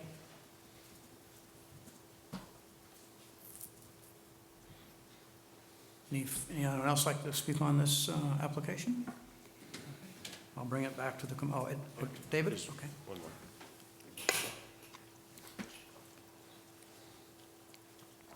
David Sanger. I guess the thing that I'm interested in is Section 6409, which is the most recent law, which basically is meant to simplify and speed these replacement out of equipment and also the addition of co-location. And the specific intent of the federal government is to use this law to basically overcome obstructionism at municipal level, whereby you get 2 and 3 and 4 and 5 year process with multiple lawsuits. This should be a slam dunk. I mean, it says basically, it says, you know, the Any state or local government may not deny and shall approve any eligible facility request for modification of an existing wireless tower or base station that does not substantially change the physical dimensions of such tower and base station. We should just do this. The whole purpose of this legislation is to make this simple, so I think that we simply don't want to get into another 5-year process with this. Any further comments? All right, I'll bring I have it no back to others. the commission. Anyone want to start here?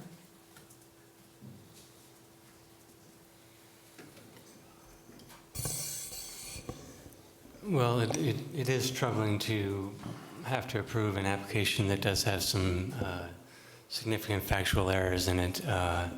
And thank you for reading it, Ed.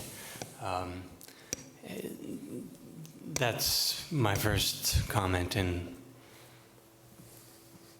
that's it for now. Anyone else? Well, I think from a simple design review perspective, we're replacing antennas within an existing enclosure, so the visual impact is zero. So that part of it is, fairly easy. I'm noting the recommendations made in the Accord Communications Review. It seems these are all reasonable requirements that we could add as conditions of approval. And I would like to suggest that we do that. And Okay. Phil, any comments? Actually, possibly a question for staff, and that is, there's a reason why this is in front, because of the clearance, it's in front of us. We can't make a recommendation that the application be written correctly and approved at staff level. You could do that if you wanted to ask them to correct the application and then delegate the zoning clearance to us. We'd be happy to do that. Or any other changes you might want to see. Yeah, I'm just hesitant only because sometime in the future, somebody's going to look at this application and go, oh, this must be correct. And in fact, it probably isn't. So I'm getting a little more conservative about getting the applications correct with the correct information. Because I just started looking up some ones from 1920 and got into a long headache in a city that the applications were not correct, and it took me almost 8 months to convince the planning staff that the fact we were talking about the property next door and not the property we were working on. So I have no comments other than I agree it's a design review issue. I'm concerned about the application being accurate as possible. right, I also know we're about to go on a 1-month recess, and the clock is ticking. So it Right. sounds like there may be a mechanism by which certain factual errors can be corrected. I don't think it's going to change our decision, but it should be reflected accurately in the record. So with that discussion, Phil, you want to take a run at a motion? Sound like you wanted to make the motion. Okay, given the staff report on the zoning application PA 13-015, zoning clearance at St. Mary's College High School for the exchange of existing antennas, as long as it's not affecting the physical dimensions of the structure that's enclosed. I would move approval with the findings and conditions in the staff report with the condition that the application be corrected within 14 days, and that if it's not corrected, that it be brought back in front of us. I'll second with the request that we add a condition incorporating the recommendations, the 4 recommendations outlined in the Accord Communications report of July 11th, Oh, yeah. 2013. I believe those are actually conditions on it already, but that's fine. I didn't find them. If they are, then it's been It's just done. redundant, so Yeah. let's just go ahead and do it. I accept your changes. Okay. Okay, it's been moved and seconded. Is that right? Yes. All in favor? Aye. Aye. Aye. Aye. All right. Somebody want to get to? Yeah. Okay. So again, on this, there is a 14-day appeal period. Oh, yeah, that's right. So If this can, anyone- this can be appealed to the city council then? Any action by the Any action by the commission. planning commission. So there's a 14-day appeal period. Anyone can appeal it. And if it isn't appealed, the decision becomes final at the end of 14 days. Okay, thank you.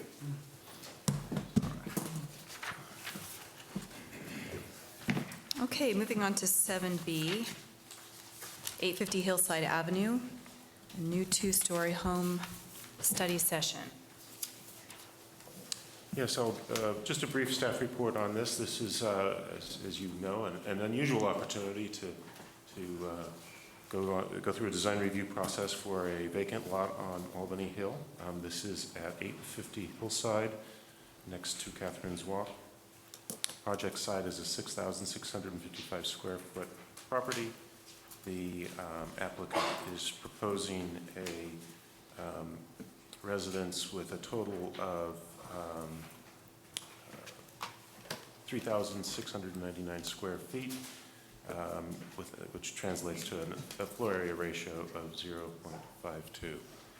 I believe the applicant is here and may want to talk to you about some of the features that are proposed and the items that they're looking for some feedback on. Okay. with Quick the app- question. Can I ask a question? The floor area ratio, did you check that against the height and perimeter language that's in our ordinance? This was an application that Ann and Stacy and Sarah? Sarah were working on, so I haven't personally done that, but we can Okay. double check that if you think there may be an issue there. Okay, thanks. Just curious. Any other questions for staff? Would the applicant like to come forward and present their project? Is it possible to bring up? Yeah.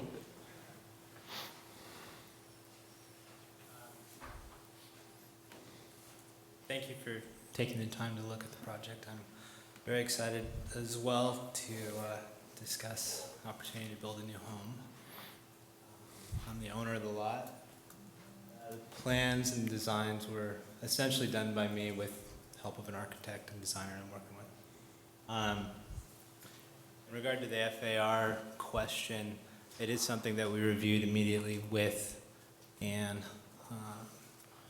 and her conclusion was that it was in compliance with the FAR requirements based on the perimeter issues that you brought up, Councilman Arkin.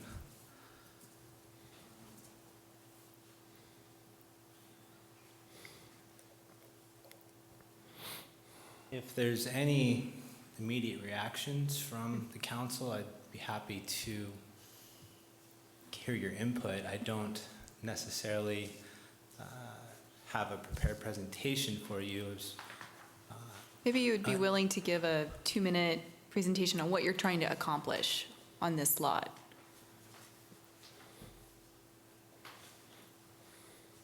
Let's see. This is the Catherine's Walk here, and the essentially south-facing wall is 2 levels of living space and has the unique opportunity, south-facing hillside lot, for some solar thermal collection below the living space, which allows thermal siphon and taking advantage of some potential efficient energy systems. It has quite a view. Wanted to take advantage of that with a roof deck. And architecturally, it's significant in its south face because it's visible from everything from Highway 80 to parts of Berkeley and even San Pablo Avenue. So it's quite quite a prominent lot. On the front, oh, and the visual concept is that this will be a glass wall, probably a spandrel glass for parts of the bottom with solar thermal collection added as well. The cube form being a white or off-white, not stark white, Swiss pearl cement board is the concept. And the side along Catherine's Walk being a redwood sort of rain screen type siding to stay in context with Catherine's Walk. I've allowed a space for planting along Catherine's Walk to help with the feel of Catherine's Walk as well. It's more visible in some of the other views. In the front, again, we have the redwood siding, some off-white Swiss pearl cement board, and an enclosed porch that I've tried to create an entryway with that feature. The redwood would actually wrap around this portion, trying to break up the massing of the front, and a flat roof just to keep it as low as possible. It's not apparent in this slide, but the driveway does slope down quite a bit, as much as possible to still be drivable, in my opinion. But that's some of the basics. I don't know if you're able to cycle through to the floor plan. It's kind of stretched here. Doesn't have a lot of furniture shown, so the concept's not shown particularly well in terms of the interior floor plan. Maybe the elevations are worth looking at. So here you can see, again, they don't show up great in this view, but some trees along Catherine's Walk, privacy fence bordering the walk for the lower portion. Its relationship to the neighbors. It's, at this point, I believe it's about 11 feet below the 28-foot height limit. And you can see I drew in the 40-foot height limit on these contour lines as well. That I have a whole lot else to say about it. I guess that's my introduction. What roofing material are you looking at?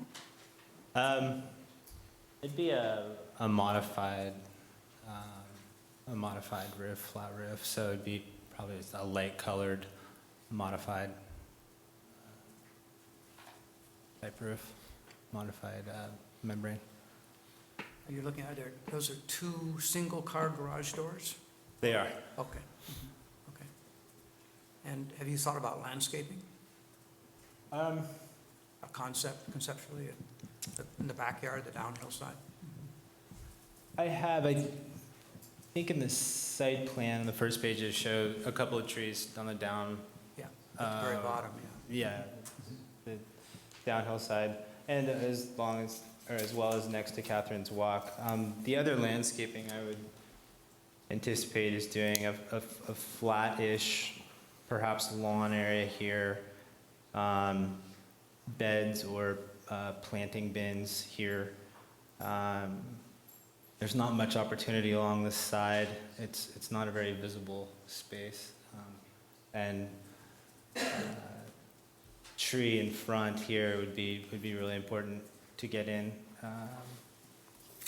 to try and provide some privacy and break up the front. It's really the only opportunity for some significant landscaping that would be visible from the street.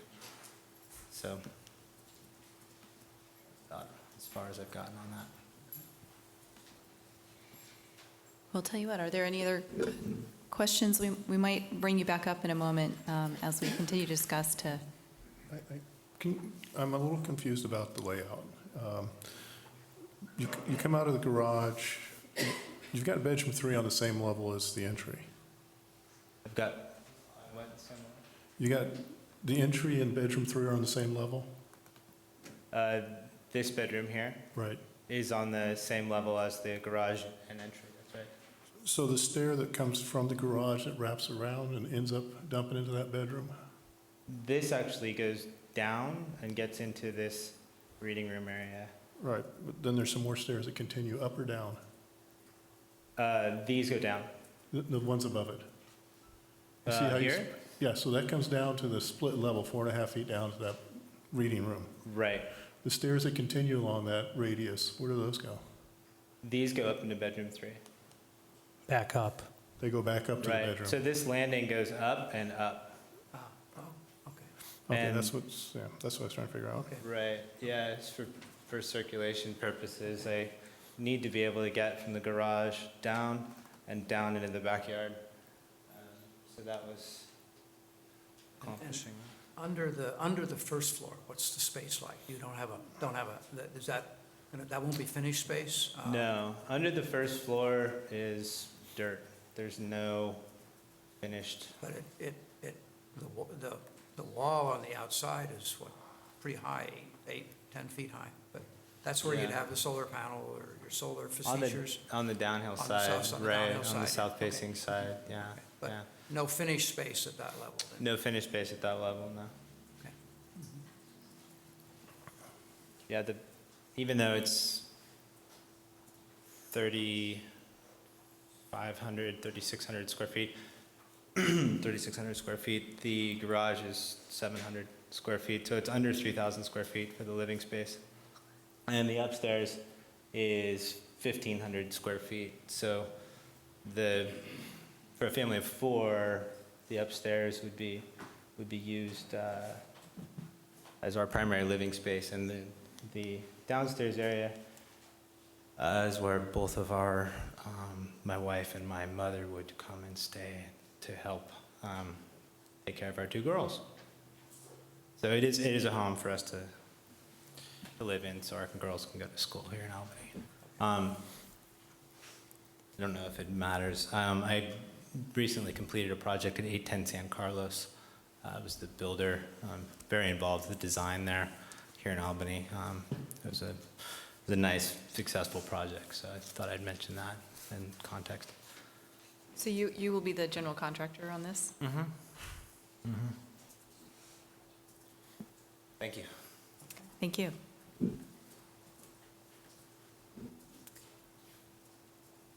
Would anyone else care to speak on this item? And if there's anyone else who would like to speak, go ahead and line up so that we can get through all the speakers in a timely manner. Hi, my name is Susan Ford. I live across the street, 841 Hillside Avenue, and we very much welcome a new house on the block. However, I'm kind of disappointed at the elevation. If you look on our block and our neighbors across the street, the garage is as high, is this the height that you see all the way around the neighborhood.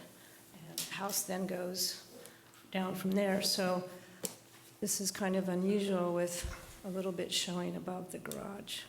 So I just hope maybe we can work with that and have some unity in the way the downhill, all the people on that side are. So thank you very much. Thank you. Seeing no other commenters, we'll bring it back to the commission for discussion. Who would like to start? I'm going to nominate Nick. I don't know if you wanted to respond to any comments. Sorry for one comment, maybe. Well, I'll tell you what, why don't we, I suspect that we'll have additional questions, and so why don't we start our discussion and then bring him back up to answer them all at the same time. Okay, I'm very excited to see the passive solar features and making great use of the south side. I guess my only comment might be I still not clear that I have understand what the house is going to look like in relationship to the other houses on the street, but the garage the two garages in front and the large driveway space looks a bit massive and uninviting to me.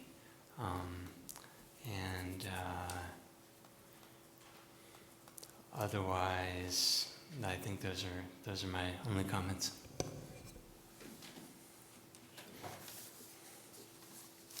Why don't we go from my left to right, so Commissioner Moss would pick up where Yeah, I Nick left. appreciate you bringing this forward. It's a funny property that I've seen there for years and years and years, and there's been some other people that have tried to do things with this property.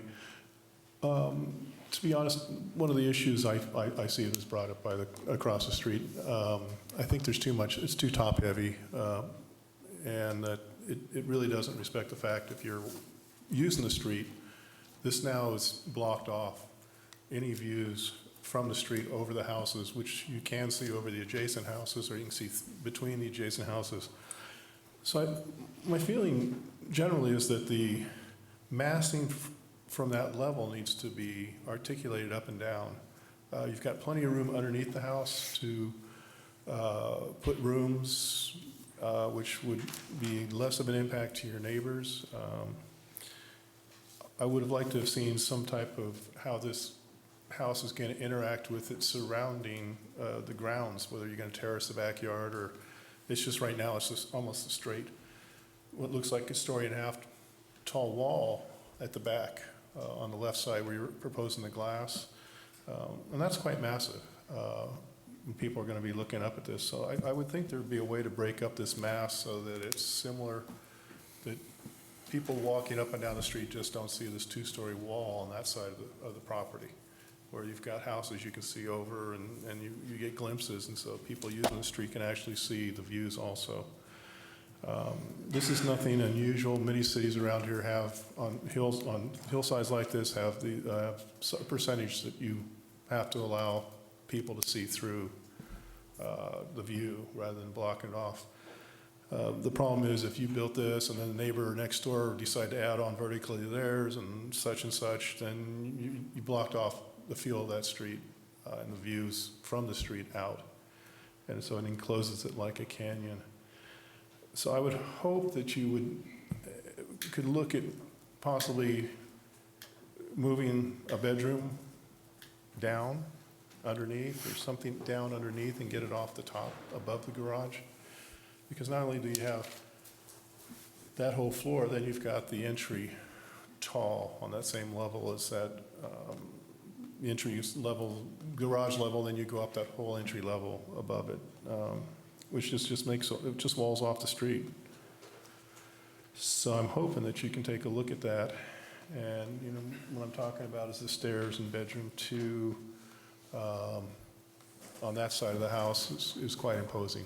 The flat roof just makes it look one massive wall, the whole width of the lot. Another side suggestion is on that level with the master bedroom, bedroom 1 and bathroom 1, you may want to flip so that you don't have a bedroom against the bathroom. Very easy to do. Then you can actually combine the plumbing for the 2 bathrooms down instead of having them up. That's another story. You can do whatever you want there, but that's just a suggestion that you look at that. But overall, I appreciate what you're doing. I like some of the shapes, but I think it's a little too massive from the downhill side and too massive from the street side. And I'd like to see some type of interesting articulation and breaking up of the massing. And then some representation of how this will work with the ground. How do you get to the ground? Whether you have terraces, rooms opening up, because there's really no idea of how that massive area underneath the lower floor is going to be used. It's just, you know, is it just wasted space, unbuilt space, a second unit? I don't know. So we'd like to see more about how you're going to handle that space. Well, I appreciate Phil's comments, and I think that I agree with all of them, or almost all of them. And he's an architect and can explain these things better than I can, and I think that they're good comments. My first general reaction was that I like the modern style. I basically basically liked the overall design. I just thought it was too big. And my question was to myself was, you know, I live in a much smaller house, so I'm used to it. Do we really need this big a house? And I think Phil's comments go to the same line, and I think he has some constructive suggestions to how you can make it work better on the site. And it bothered me to have empty space at the very bottom and go 19 feet above the street when the other homes, the home next to you is below grade almost, below the street level. And the home on the other side is only 8 or 10 feet above the street level. I like Phil's idea of articulation, so that as people drive along the street, there might be some glimpses of the views out in that direction. I think your deck is going to be a beautiful spot to be, and I know you're going to enjoy that. It's great. I was thinking about Catherine's Walk, and I don't know how open that should be. I appreciate that you do have a decent more than the minimum side yard setback on that. I appreciate that. I applaud that. And if you were making the house smaller, I would maybe make that a little bit bigger, a little wider. When you're walking down Catherine's Walk, you have a beautiful view, and you know, your house will restrict that to some extent, but only as far as the first landing. And I walk down and try to figure that out. And so I like the fact that your design is less deep on that side where Catherine's Walk is. I had similar concerns. I asked about the landscaping, and when it comes back to us, I really would like to see a landscaping plan. I think that you need to put some thought into that, and that because the way your landscaping is going to be seen from the street below, from the neighbors below, and will affect how the house looks from there and from your neighbors on both sides, and especially the person who has the house along Catherine's Walk there. I don't know. I don't think I have any further comments this time. I basically like the direction you're going and what you're doing. Okay, well, I appreciate your bringing it to us at an early stage, and it's a big project that you're taking on, and we want to wish you well on it, and we hope this isn't too discouraging. We're according to the staff report, we're at a 0.52 floor area ratio, and anytime we're approaching the 0.55 maximum, and certainly above a 0.45, we look for exceptional design, and exceptional design is one that, mitigates its impacts on the neighbors, acknowledges its context, and scales volumes in order to, break down that large degree of mass. I haven't checked it here, but I'm reasonably sure that staff has misled you on how to calculate the floor area ratio. All of those spaces that are below the lowest floors are going to count as floor area. Even if you don't build a floor in there, we're measuring from the ceiling to grade and taking an average around the perimeter. And I forget what the figure is, but I'm pretty sure this exceeds it. So that needs to be looked at carefully. And more than that, I think, the project is just unnecessarily tall. I mean, one of the great things you have with this particular site is an unobstructed view, and that's when you're standing at the sidewalk. Right. You don't need to go up another 8 or 10 or 12 feet in order to take in what is essentially the exact same view. So I question why that even needs to be done, and as the neighbor has pointed out, none of the other houses on the street do that, and that's probably why. It may be because they're correctly calculating the floor area ratio. I don't know. So I think the volumes below the floors need to be looked at more carefully. And, we have had an issue. I'm surprised Phil didn't bring it up, but people going in afterwards and bootlegging in living space and putting in illegal second units. And I'm not saying you're planning on doing that, but it certainly does open up the opportunity when you construct a project in this way. And that's one of the reasons why we have a floor area ratio calculation the way we do. I look at the project and I say to myself, handled in the right way, with the right architect, the right details, this could be one of the most beautiful houses. And then I look at the same set of drawings and I say, this could be one of the ugliest houses. And it really does come down to the details and the way that it is articulated in a lot of ways, beyond the issues that I brought up already. So as this project goes forward, and because you're at that floor area ratio maximum, we're going to be looking for you to convince us that these details are worthy of creating a harmonious whole. And again, I don't know. Same thing, I look at the plans and your goals, and I say to myself, this could be a passive solar, zero energy home that is a model for a bunch of, the Western United States. And then I also look at it and say, somebody's going to come in and retrofit this with a huge air conditioner because of the excess solar gain that this project is going to get at all times of the year, and especially in September and October. So I think that needs to be studied much more carefully to see where your gains and losses are. Let's see. I think you've missed a big opportunity in being on a site that's located next to a public pedestrian way. And in many ways, your western facade just sort of turns its back and tries to pretend that that doesn't exist, or that you won't have guests that are arriving, or that you aren't sure about who's going to be coming up that path and don't want to really acknowledge them. And I think that in some ways could be your front porch. I just wanted to point that out as an opportunity that I think is missed. But overall, it's really a very large project, and possibly larger than it needs to be.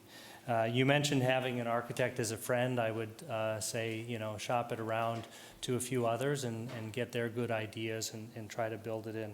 So finally, as this moves towards a final submittal, I think we need to see more context. You've got the one neighbor to the right. I think we'd like to see what's happening on the left as well. More 3D modeling of the rest of the houses surrounding you would be even better. And again, I think you're going to need to make a compelling case that this project really does work in its context. I think in this case, being along the walk, which is a public street, some views of how that experience is going to be when it's built are going to be helpful in convincing us. Similarly, a material palette and what those details are that tie it all together. Because at this point, like I say, I might really like it, but I might not, and I just don't know yet.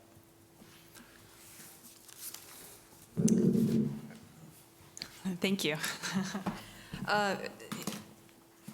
I've said this before. I think there's a place for modern architecture in Albany, and I think that you're heading in the right direction.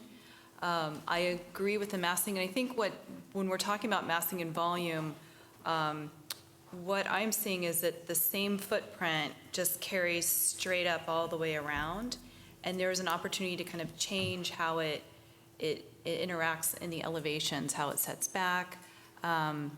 I agree also that the height of the building from the street is inconsistent with the other houses, and so maybe this is an opportunity for the garage level to be where the public spaces are, and then you go down to the bedrooms at the lower level and start to take advantage of the empty space that's underneath your reading room, and have more of a relationship to the garden, so that the lower rooms start to kind of open up onto the garden space, which is what I'm hearing you're describing, some lawn and maybe kind of a lower garden area right there adjacent to the house. I do give you credit for the 33% lot coverage, as opposed to, you could have done this as more stretched out, and I appreciate that you are trying to stack it on top, the building on top of itself. There is a moment where, if we look at the site plan, would you be willing to pull that up, Jeff?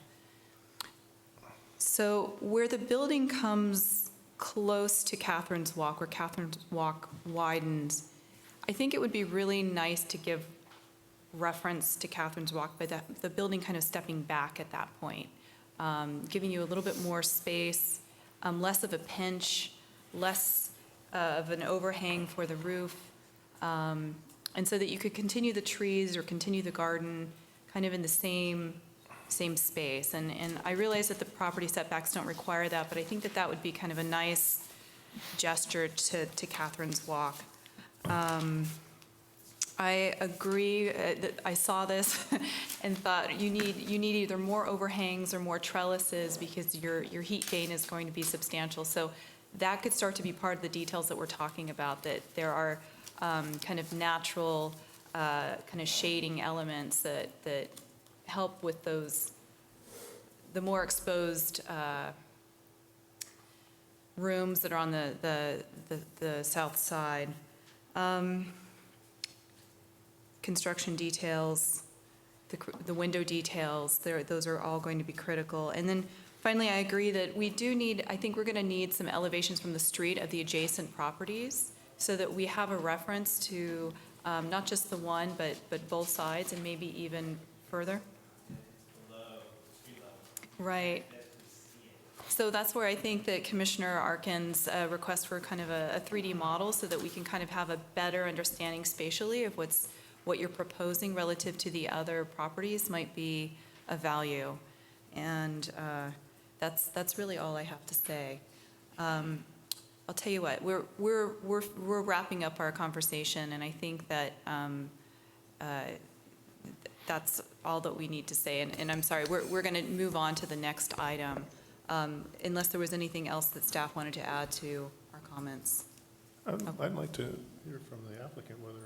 Would you like to come forward and Could I just make a few comments first, because I was first to speak and I should have let the architects go first before I did.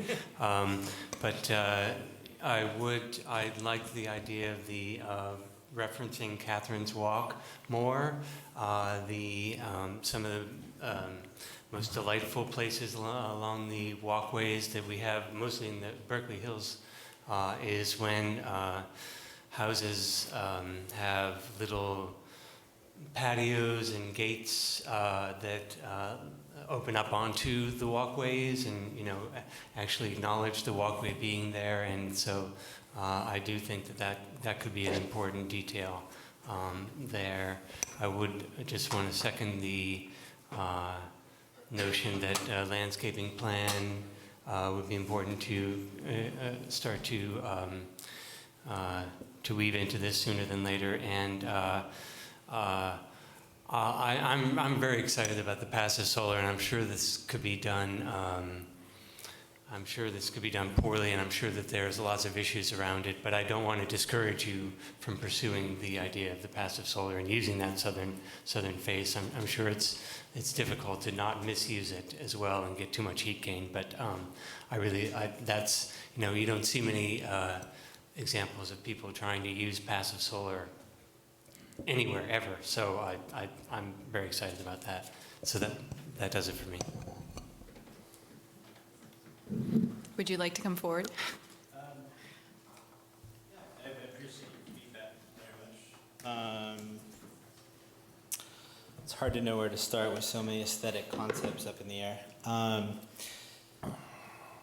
It's a bold statement of a cube and a curved face. It's an architectural statement. It's a significant one. And that's the concept. I'm sorry you don't like it. I'll go back to the drawing board and try and come up with a different idea because it clearly doesn't fit with what you're willing to accept aesthetically. How I got there is worth reviewing why I purchased the lot. I was given the Hillside overlay district, which has certain allowances for height and so forth.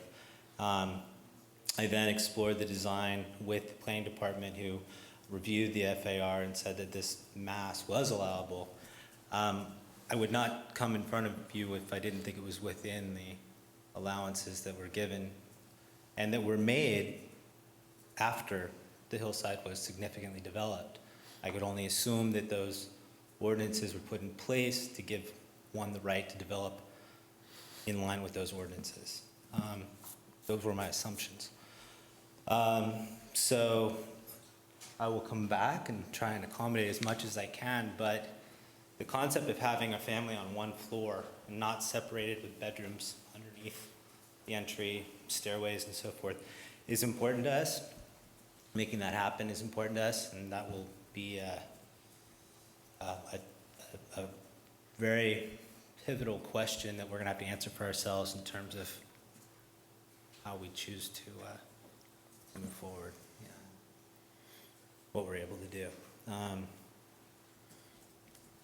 So I think with further detail, a lot of the issues you brought up will come to light as having certainly been thought about, and I look forward to showing you how I thought about some of those things. So thank you.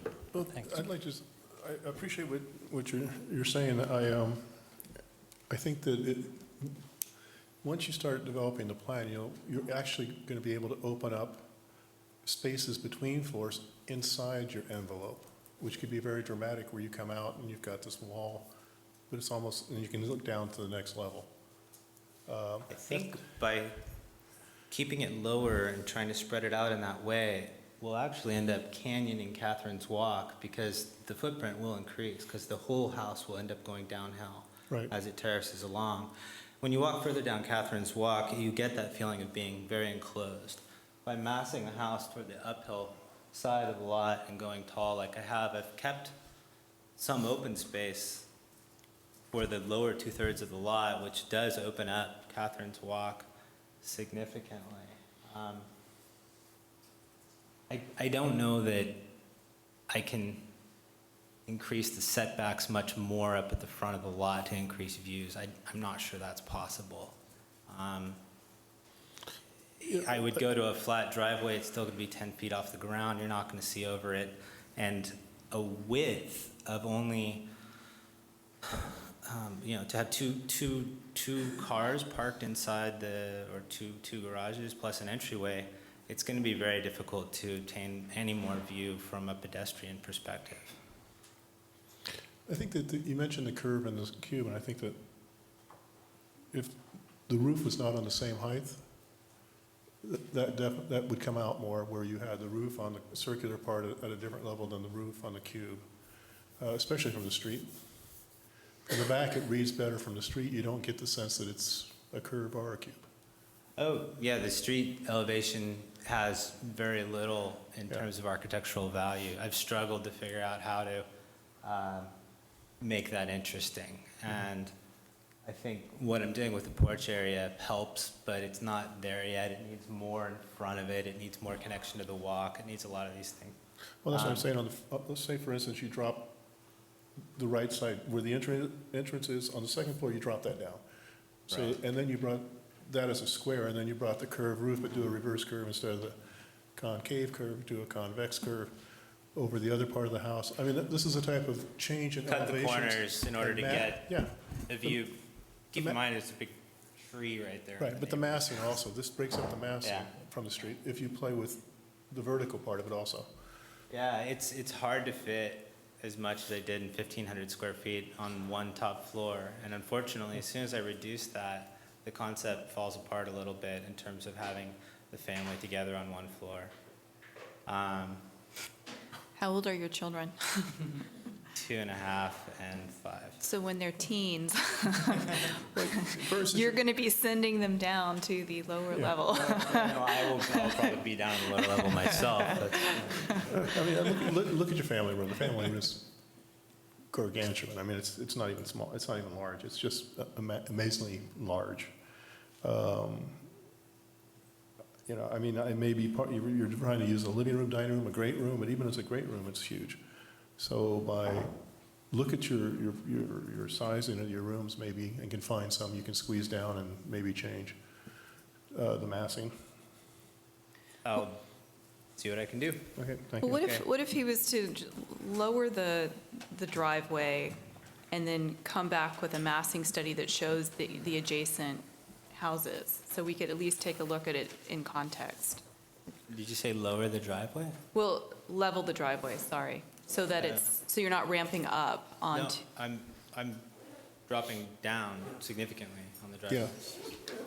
Yeah. And I Oh. take this in the vein as meant is, that's crazy.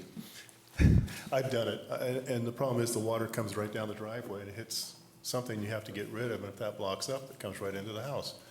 So you So I really, should go higher. you really don't want that going like this. Okay. I'm just saying that that's, I can, it's breaking up the massing like you're saying Yeah. and trying to go up with the driveway, I end up with a building that gets, 5 or 6 feet higher.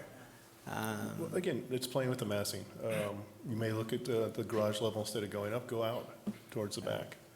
That would then keep the massing down at the street from being vertical. I think there's ways around it, but I would just urge you not to slope your driveway too much because then you're dealing with a lot of water coming down that driveway. Right, yeah, I've looked as carefully as I can at the drainage there, and I only begrudgingly sloped it down when trying to accommodate fitting a 1,500 square foot floor in. Yeah, most people, well, not most, but a fair number of people on that street have driveways sloping down, Yeah. just to make it easier to build, because once you're sloping the driveway up, there's a lot of structure there. Yeah, and that was something that the planning commission, the council pushed for years about sloping driveways down until they started realizing water actually goes down those driveways. Yeah, but those are things you can deal with a trench drain or a area drain. I mean, they have them, we have them all throughout town. I know you do. Even on the flat I know areas. you do, but if you can avoid it, because I've done trench drains on downhills, and the water comes down so fast it goes right over the 4-inch or 6-inch trench drain. so let's give some kind of clear directions as to, so we can help you come back with some additional information. So we're asking for 3-dimensional studies. We're asking for maybe some adjustments to the volume. We're asking for more materiality, maybe a better understanding of what the materials and the construction details are. I think several of us mentioned articulation, and you brought up the idea that maybe it doesn't have to be extruded down to the ground, but, treat some of those things as bays. And that may be a way to reduce Some of the volume. what otherwise would count as the floor area ratio. This is the time Ann should have been here because she's such crazy about those mid-centuries down in LA and up in the hills where they would cantilever them out and underneath would be a void that they would develop Yeah. into patios and decks. Yeah, and I think, getting the involvement of an energy consultant who can Right. advise you on the solar will, as Stacy Yeah. said, probably add some interesting architectural elements that will help. Yeah, there's an opportunity for a vertical breezeway at the top and a horizontal one at the mid-level that'll create some shading as needed. Lots of opportunity to do that. But Solar, most important, I think we need some sections through the house because that's going to dictate if we're going to have to count the square footage underneath against your FAR. yeah, again, I would not have come in front of you if I thought I had not adequately addressed that with the department. It's a very complicated part of our ordinance. I reviewed it thoroughly word by word and with sections and would not have come in front of you if I thought I wasn't in compliance with that. So that will need to be clarified and is pivotal for the project. It obviously doesn't work without that. So we'll need to clarify that. Thank you. Great, thanks. Thank you.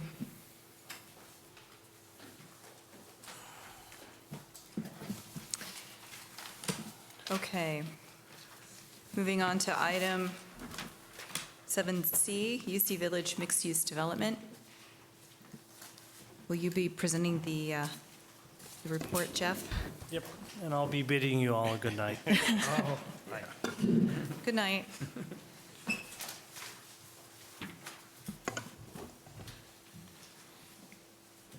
Yes, before you is another study session on the UC Village mixed-use project. This evening, review. Primarily, we have a couple of different things to show you, a new site plan for the retail portion of the project and some architectural detail on the senior housing portion of the project. Just to recap the history of the project, in July of 2012, the City Council approved a series of policy-level actions, including rezoning the property and certifying an environmental impact report. Beginning earlier this year, you've had several study sessions on the project, beginning in May. The feedback that you've given is the development teams have attempted to incorporate all the feedback that you've given. For the retail portion of the project, we have a new approach to the driveways and Monroe Street, as well as a new approach to the truck movements, so that we have now just the entrance off of Monroe, and the trucks would come down Monroe and then get to the back of the store where they need to be. The senior housing project has, the work there has they've gone into considerable detail. One of the things that we're working on in particular is the interface between the project and Cordonices Creek. The idea is to incorporate the design of the project a little bit better into the creek, including using the creek trail as an exit discharge, which gives the development team the opportunity to create the footprint that they feel they need in order to have a viable project, keeping in mind that they're incorporating both the common areas of the housing and the parking area on the ground level. It also has the advantage to the community of creating the creek trail as a part of the project. The hydrological analysis that is associated with Cordonices Creek is an ongoing effort that hasn't quite reached a conclusion, but we're working closely with the development team, and we've retained, to help staff, we've retained the design team that has been working on Cordonices Creek over the years, the restoration of Cordonices Creek. So that's going forward in a collaborative way. The other urban design issues that the commission may want to comment on, I think relate particularly to 10th Street, which, although in some respects will be the back of the facility from the perspective of the senior housing, it is a very active area of the community with the Little League fields across the street. And so there are some opportunities there, I think, to create an interesting transition from the housing to the community facilities, and hopefully a place that both the residents and the Little Leaguers and their families can all kind of hang out together. The project parking, both bicycle and vehicle parking, has developed a little bit. The idea here is to create a parking on the ground level, so there's not any sort of kind of structured before. I think you saw kind of a split level parking structure where some of it was half a level below grade and another portion of it was half a level above grade. This simplifies the construction, of course, and it also improves the circulation system for the vehicles.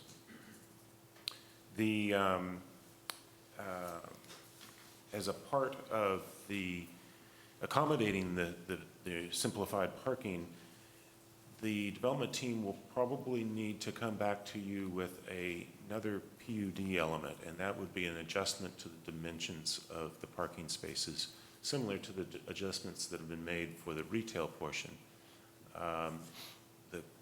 Back in 2012, the PUD that was approved adjusted the retail parking dimensions from 20 feet to 18 feet, but didn't do, and also adjusted the driveway width a little bit. Those adjustments were only for the retail portion at that time, and now I think that we'll need to do the same thing on this portion of the project. Also this evening, it would be valuable to get your feedback on the architecture and massing and materials of the building.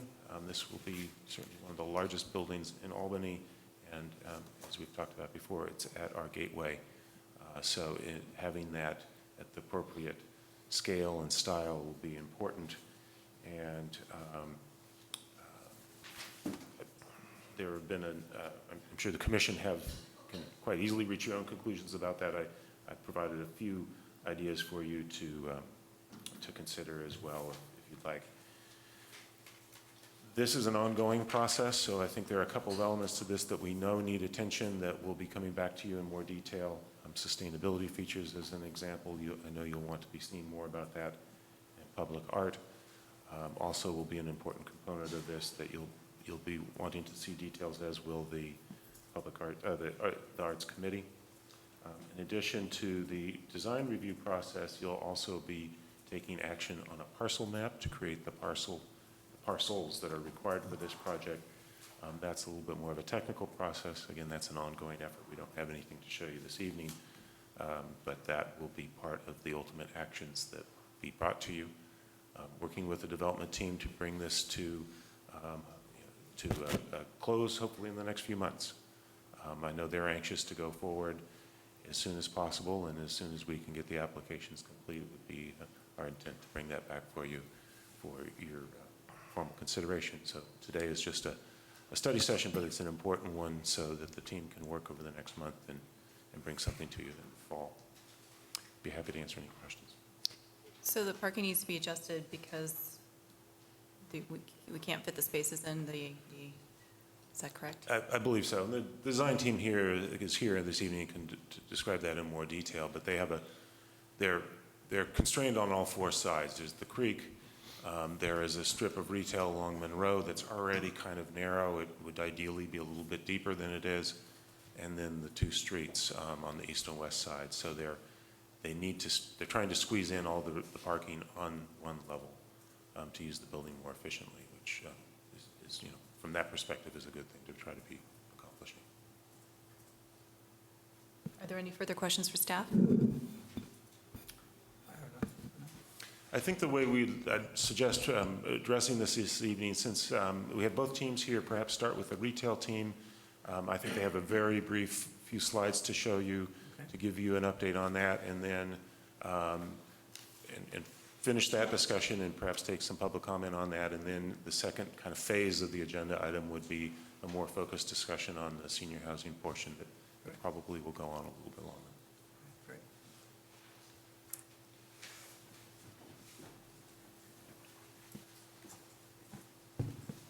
Steve, I think on the kind of the right side of the screen there, you'll see your presentation. Yeah, there you go.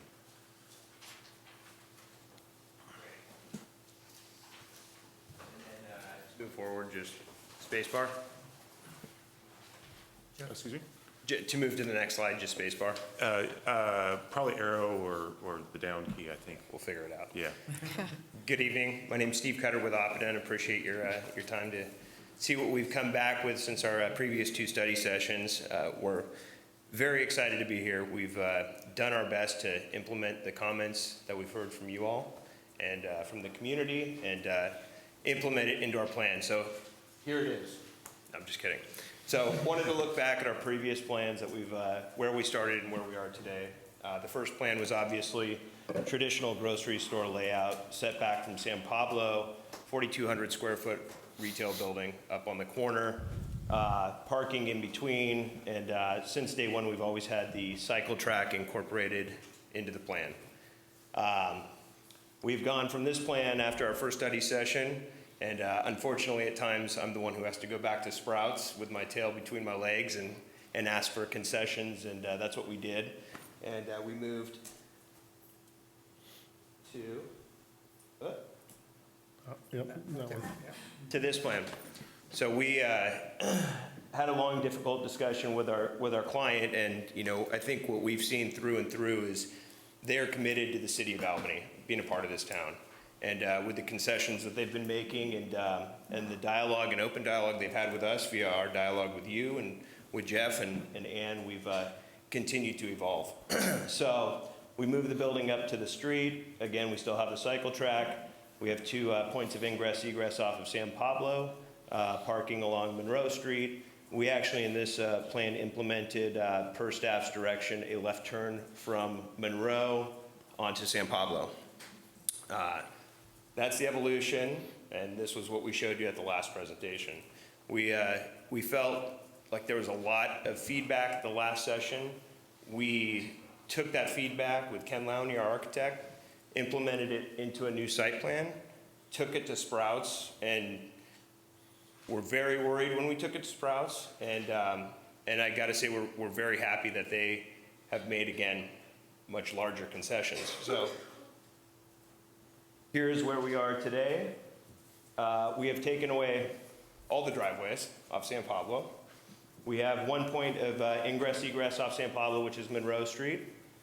We have continued to have the left turn out from Monroe to San Pablo. We believe that our commitment to this cycle track, which we think is going to be fantastic for the community, we agree with some of the comments that were made last time that without those driveways being there, it's much safer path of travel for cyclists. We have created a breezeway between the two buildings, and everything is up to the street. Regarding parking, where we're at with regards to that is we have 128 spaces here. The previous PUD that was approved had a total of 210 parking stalls on the site. We have 128. We're 82 less. The PUD approved parking was at 4.04 per thousand. We're at 3.94 per thousand, so just under it. We've done I think a fantastic job with the cycle track, with the buildings, with the plaza, of screening the parking. We've created a completely different point of loading for the grocery store. We've hit every component of the PUD, read it from front to back, made sure that those were all implemented in, including the path along the creek on our property, around the back, out through Monroe. And we feel good about it. We listened to what you had to say. We went back to our client. We had a long, hard discussion with them. They agreed to move forward with this. So we feel very good about this, and we'd like to take this to proceed to formal commission approvals in September and move to that next step. Thank you. Thank you. Are there any questions?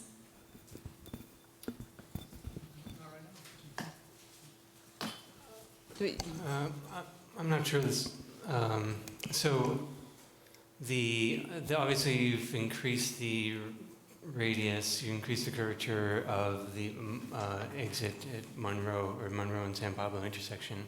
Correct. And it's even drawn on your plan that that's to accommodate the trucks. That's correct. Going in and out. Correct. Did you actually have is that what you think you need, or did you actually have someone calculate that? We did have it calculated with truck turns, yes. Okay. All right. That's all for now. I just want to say thank you for making the adjustments. I think that this is a big improvement, and I'm looking forward to seeing the next step. Oh, yep. Oh, I thought we were asking questions. But No, I'm just making a comment. I appreciate it. That's good. Unless there are any other questions. No, I appreciate you looking at these options. I think that it's a great layout. I think it's going to really enhance this whole location. I think that by widening that turn, it also allows the buses to make the turn in and out. So I appreciate that. And it's just going to make a pedestrian, it's just going to be a nice place to be. And I see it really being a real benefit to the city, and I do appreciate your efforts and Sprouts' efforts in this. I imagine there was some words you can't repeat here at the meeting. But I'm glad that they have made the changes, and I think that it's going to be a wonderful place for them. Appreciate that. We appreciate your feedback. It's turned out to be a site plan that's very functional, and we think it's beautiful, and we think it's going to be exactly that, a great gathering place for the people in the community. Yeah. So I do have a follow-up question. What does it mean that we're reducing the parking spaces from 210 to 128? Is that something that we have to reapprove through the PUD? What does that mean? You have, the PUD didn't lock in a particular minimum or maximum. Okay. I think what Steve was trying to show you was to illustrate that on a kind of a comparison basis, the amount of parking per square foot has decreased compared to the version that was the concept that was presented to to you and to the city council back last year. And I think I really can support the 128 here. I was going to say that as well. We're going to have a lot of people on bicycles and walking, and it doesn't make sense to have all of that square footage dedicated to parking. Great. So, thank you. The paths are nice. I think it works well. Are we asking comment Yeah, questions right now? Well, you know, we can't, sorry. I'd like to go back to the. I think we should have a public hearing. Okay, I would so I'll make tell you a- what, let's do this correctly. Yeah. Let's open the mic up to the public, and then we can wrap up our comments. Great, thank you. I Thank felt you. bad because I was so hard on one. Right now, we have just one speaker card, and I suspect there are more than one If person anyone who would like wants to talk address the commission on this item, go ahead and bring a speaker card up to Jeff. They're located on the back table, and he will call you in order. Are we going to just do the retail? Well, Or are we going to do the whole site? actually, that's a good question. How do we want to organize this? It's up to the commission. I suggest we do the retail first. I think so as well. Yeah, I helps think we should control. finish the retail. So right now, we have Dawn Karamoto, What's that? excuse me, and Susan Schwartz are the only two I have so far.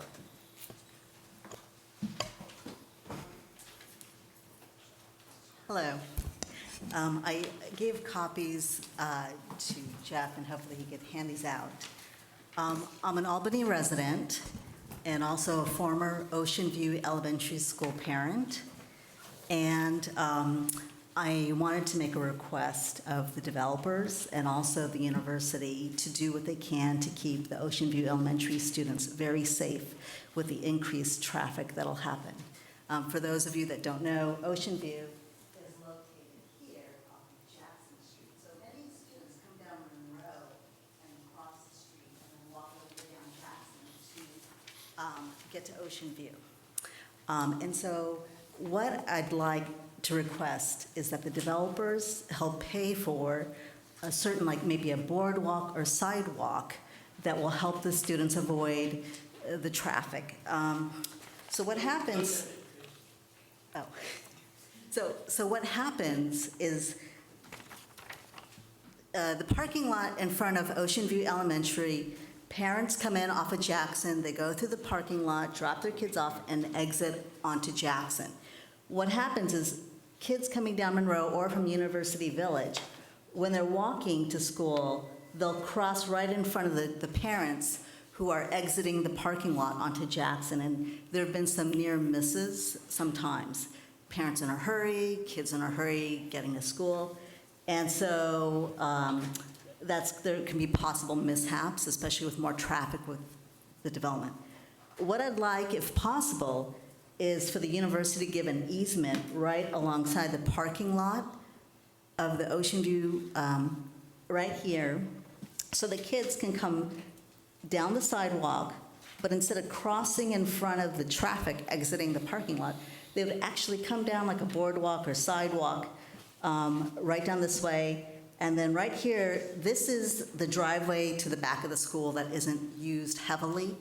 And so this would be a much safer place for them to then cross over to get to school. So if the university could provide an easement there, currently there is a fence there, that's why they can't just walk on some trail. There's a fence there. There is room for a trail, but it is very close to the creek, so there may be some environmental issue there. But if it's like, there does seem to be about this much space between the curb of this parking structure and like the creek. So maybe like a wooden boardwalk or something that won't rot and create a problem later on for the school. But something that would kind of blend with nature would be nice instead of a cement sidewalk or something. But it would just help the kids from having to cross in front of these parents exiting. Would you be willing to maybe This is a very crude drawing, by the way. Well, what I was thinking is maybe you could work with staff, and then they could work with share your ideas with the staff so that the staff can adequately describe and show the applicants what you're trying to describe. Okay, It- yes. And then, We're not even sure who owns that property, so. pardon me? The university owns a property. They would need an easement to put like a little boardwalk or something. They don't need to do an easement. I think we should accept the Yeah. comment. I think we Yeah. should accept the comment. We don't know we don't know who has jurisdiction here, or, how this would be implemented or anything. I think Yeah, I have it's also. it's a fair comment, and we understand it. and I think Yeah, that's our and job. also I got a petition from some residents on Keynes and Stanage and Cornell and Evelyn and Dartmouth, several of which were Ocean View parents like me and totally understood the issue that I was talking about. And so within 2 hours, I got 25 signatures. So, the neighborhoods, we hope you'll be a good neighbor to us. We want to be good patrons to your project, and hopefully we could all work together on this. I guess what I'm trying to say is I think that it's in all of our best interest to make sure that there's a safe path for the kids. And so just to make sure that your comments are noted, I was hoping that you would communicate directly with Jeff so that he Okay. could take a look at the location, maybe come up with some ideas of how to present that to the applicants. Yeah, that'd be great. And I would encourage the applicants, as well as any of you, once school resumes in August, to drive into the parking lot and try and exit. It's quite a challenge, and it'll give you the full picture of what's involved, so. Thank you. Okay, thanks.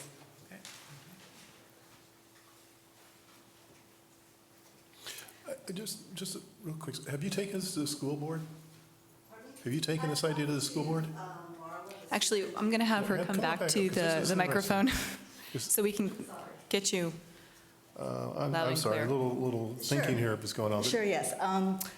My daughter, she's about to go in the high school this year, but when she was at Ocean View, I did talk to Marla, the superintendent, as well as the principal, Terry. And in fact, I don't think I worked with you, but I did talk also to the university at the time to kind of see what could be done. But this is when the whole Whole Foods project was underway, and it was like kind of far along in the process. So, and my daughter was about to graduate from Ocean View at the time. So yes, there had been some previous discussions about this, just kind of very periphery, because I, as well as other parents, would sometimes do traffic duty, and it was like, we were kind of putting our lives. Well, I understand the situation. Yeah, I just- but the they question was- are somewhat familiar.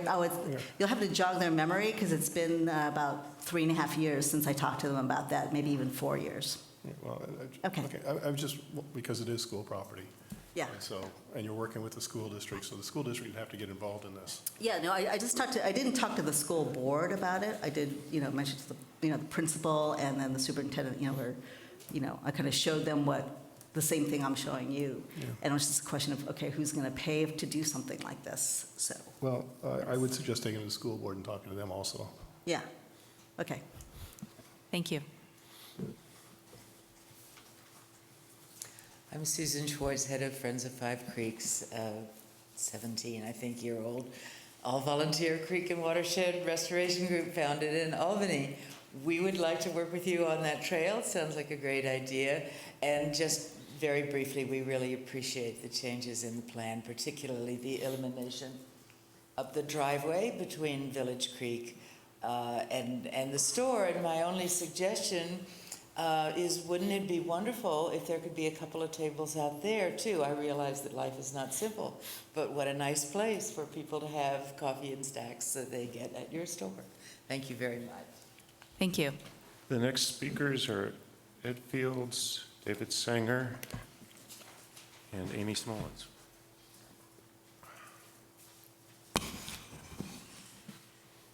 Yes, Ed Fields again. I certainly appreciate, as Susan mentioned, removing that driveway there. So I just have two quick things. One is as I heard the numbers, I don't recall, I guess it was the presentation, the parking per square foot has not really decreased substantially. I mean, the store has been cut in half, the square footage, and so the parking. But this is essentially the parking, I think, that you saw previously. And I think I feel that in some sense it is overparked in terms of our guidelines. And I thought this commission had some concern about that, which somehow the numbers sort of got you to say, oh, they've eliminated all this parking, so we don't have to talk about that anymore. Hopefully, people will access the store by other than car. And my other concern, which in some way relates to that, has to do with the trees along Village Creek. And I had prepared some remarks for the general plan discussion about the creek conservation zone, which we need to talk about. There was a question about eliminating that. And our general plan has policies, I'm reading this, policies to protect existing riparian habitat within the creek conservation zone. These are all general plan policies, protect and enhance the creeks running through and adjacent to UC Village property, protect and preserve the important stands of trees on the site. And I'm sorry I don't have this in the overhead, but where are the important trees on the site? I mean, you see that dark band there, that's Village Creek. All right, this is Google Maps. I'm happy to pass this along. This is sort of current Google Maps. In fact, it's interesting because I noticed they'd gotten rid of the... But Ed, when the general plan was written, that whole grove of trees that was there at the corner of Marin and San Pablo, that whole grove of trees was there, and that was a major element for a lot of people in Albany. Those trees died, and they're gone now. And they're not part of this project site. No, they're not. And right. So anyway, I think that the policy you're talking about very much referred to those trees. Mm-hmm. And why doesn't it probably refer... these too, but yeah, well, but that grove of what were the Monterey pines or cypresses were okay, well, were a big deal. Okay, well, they weren't a big deal when it came to the UC saying some of them were deceased, and so we'll just cut them all down. But let's not go there. So my concern is that we follow the general plan policies and the recommendations in the EIR. The EIR commissioned a survey of all the trees. They were numbered, I think there was something like 107, and it recommended preservation and in some cases relocation where possible. And I hope that as the developer goes forward that they will present to you how they plan to follow those recommendations. And again, you've got parking spaces here that we think may be overparked that you had talked about last time. Maybe, those would be the last spaces used, and maybe don't build them right away. Don't cut down the trees that are there right away. That's my concern. So it has to do with kind of the relationship of overparking, which I think is an issue on its own, and also the trees. Thank you. Thank you. David Sanger, Albany. Very, very briefly, I'm very pleased to see this going forward finally, lawsuits having been set aside. One question, though. When I look at the map here, I'm wondering about the access from University Village. I live up in Evelyn, so in the driveway, and I'm looking forward to that. But I'm wondering from the village, I don't know what the studies were as to how many shoppers would be coming from the village, but I'm trying to put myself in a position of living in the village, and how would I get there if I were to walk? Coming in from this side, is there a path? Is there? I know there's a property here, but that's just something I had in mind. The street of Monroe is continuous. You'd walk up. Where that? Monroe Avenue would be the store Correct, access, and then cut through the parking lot. There's also Jackson too. So you walk, basically walk up Monroe and then cut across the parking lot. You go up this trail right here. Where's the? Okay, and the front door is. Okay, so you cut across the parking lot here, it'll come to here. That's it. Okay. Thank you. Looks like a good project.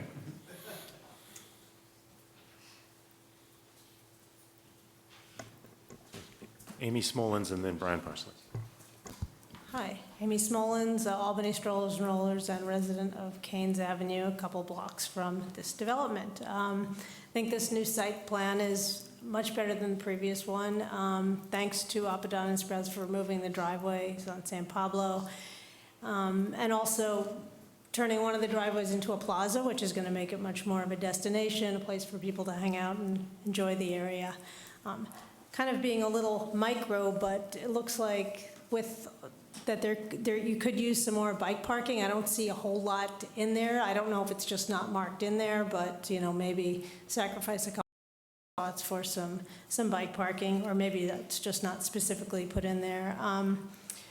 separated bike path is on San Pablo is terrific, and this is really important to making this development accessible to everyone from Albany and outside.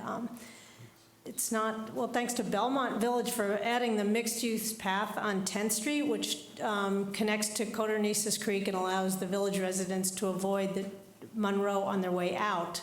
But on their way in, I think that it would still help to make Monroe a little more bike-friendly, because at night, people are gonna wanna come home from work, stop at Sprouts, and I know that being a woman, I don't ride at night on the Greenway. I just don't. And I think a lot of women might feel the same way about coming down the Codornices path at night. And so maybe making Monroe a little safer for cyclists, a little more bike-friendly westbound when it will be night. People will be coming home back from work. That will help.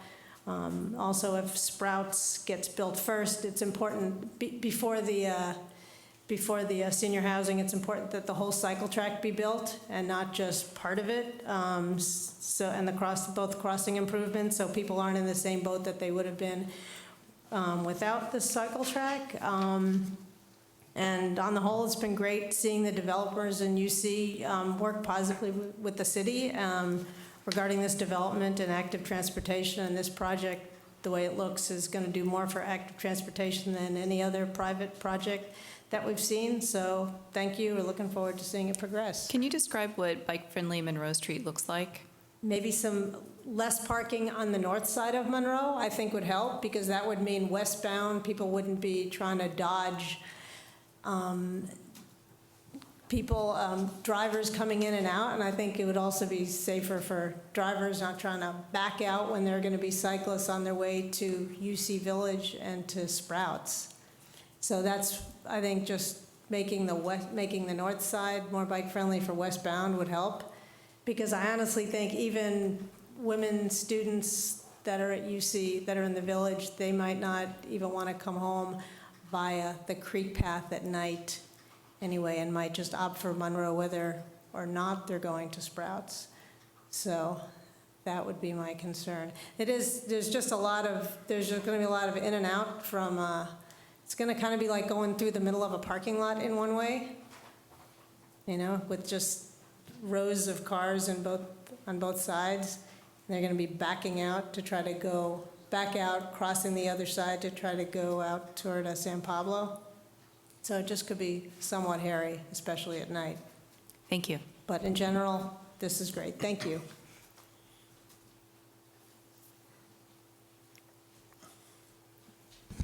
Good evening, Commissioners. Brian Parsley, Albany resident. I'm also a University of California employee, but I'm speaking for myself, not for the university. A couple issues. At first, I think the project looks fantastic right now.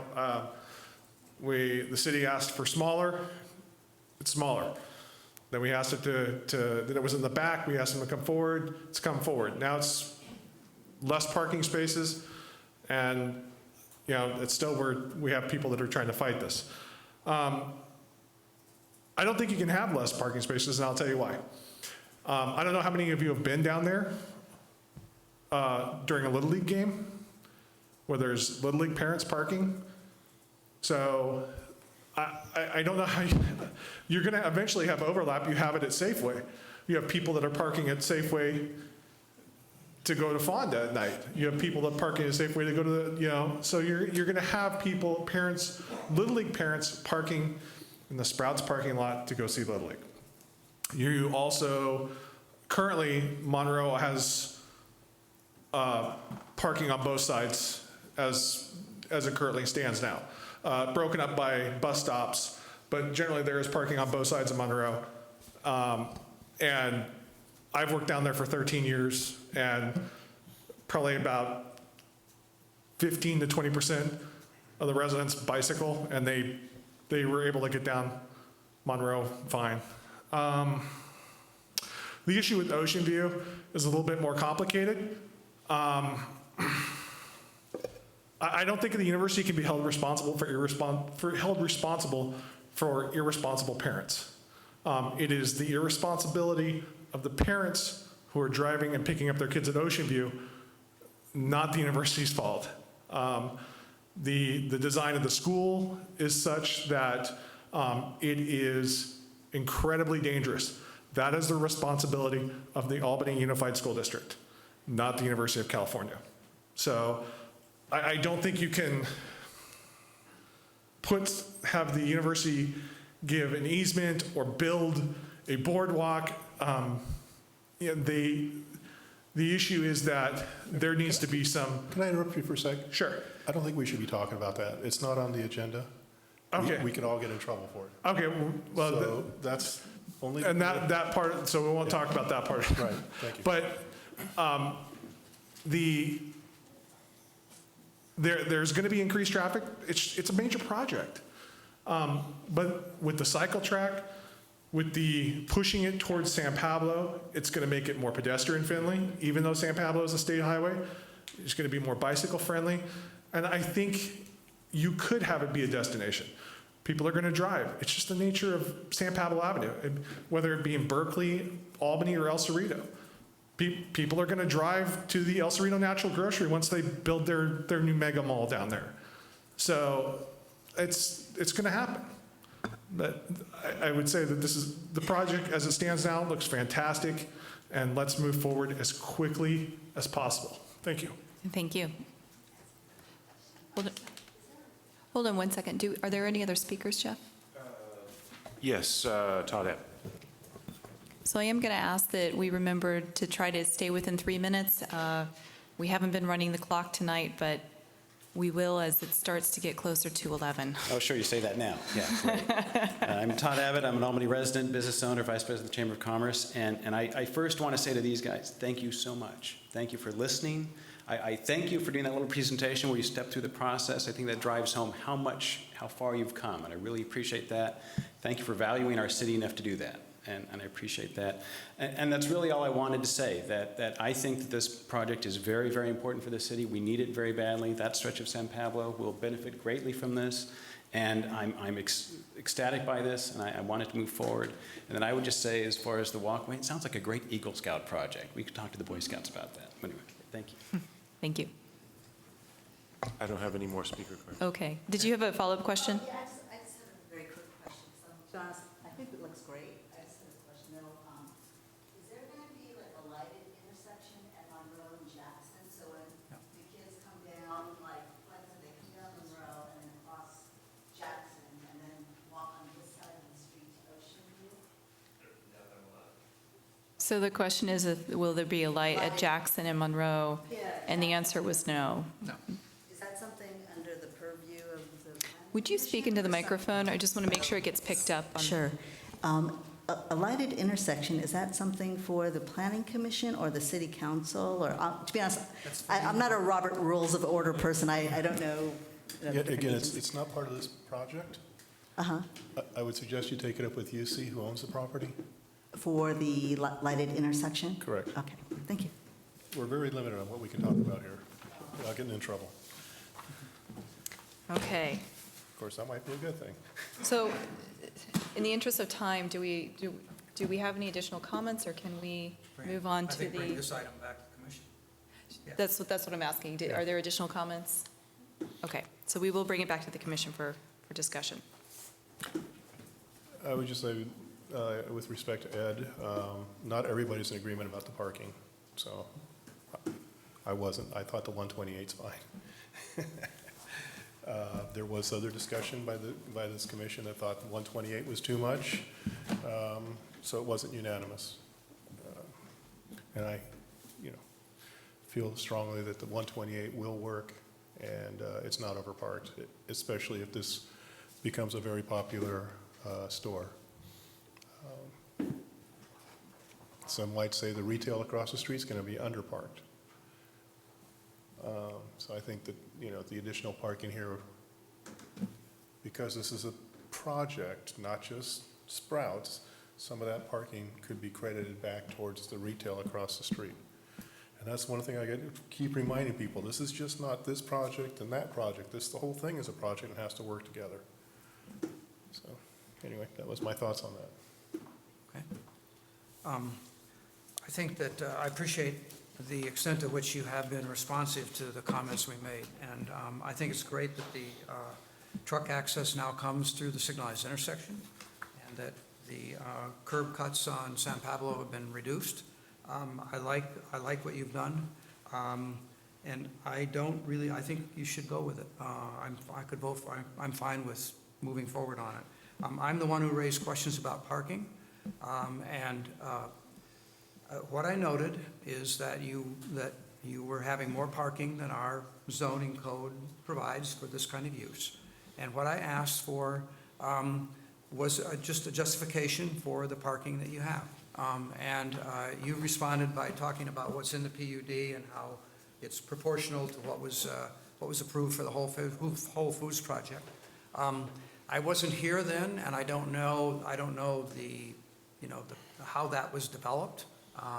And so I'm still interested in having parking that's adequate, but not overparked. And that's all my concern. And so I would suggest that when you come back to us with this design developed, and I think it's a good design, and I would recommend that you go ahead with it, just have some evidence that you can put in the record, or you can give me anyway, or give us that this is an appropriate number of parking spaces for this land use. And I hear Brian's comments about how you probably have over parking during Little League days, and I don't quite know how to deal with that. Anyway, I did hear the comments, and there might be some truth to that. But I know typically you plan your parking for your 30th busiest day of the year or something typical like that. And I'd just like to know how it's done and do it by the book and provide us with the evidence to show that your parking is right. I'm pleased to see that you have more spaces now on Monroe, if I'm correct. I think so, yeah. More spaces on Monroe than your previous plan. And I was a little bit worried about the 20-some spaces that were there that were in front of the 4,000 square feet of development. I was wondering at the time if that was going to be enough parking for those people who come in late. Now you've increased the number of parking on Monroe and reduced the size of your parking lot, and I think that's probably a good development, probably a good move. So anyway, I think you've done a nice job, and I appreciate your being as responsive as you have been. That's great. Thanks. I also will echo those comments about thanking you for being very responsive. I agree that you have been, and thanks again. As to the parking, I agree with Commissioner Donaldson that he did ask in the previous meeting that you justify the amount of parking, and I would still like to see that as well.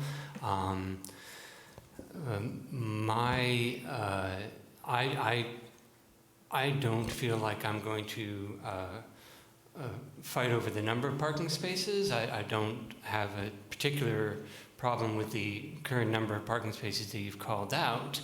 However, if there are details of the project that call for grabbing a little bit of space here and there for preserving some trees or adding more bicycle racks, then I'm going to look to you to sacrifice parking spaces to do that. Since at this point you have not shown that there's a need for exactly 128 parking spaces, and considering that there's also 32 street spaces there.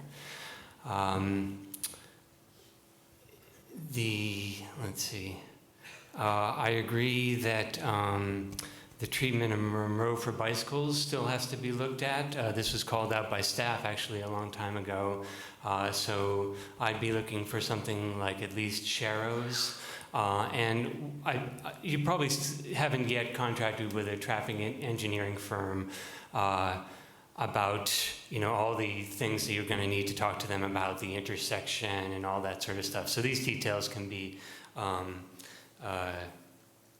taken care of at that time, but I will be looking for you to at least make some accommodations for bicycles on Monroe Street, if only just the shared arrow markings that say expect bicycles on this street.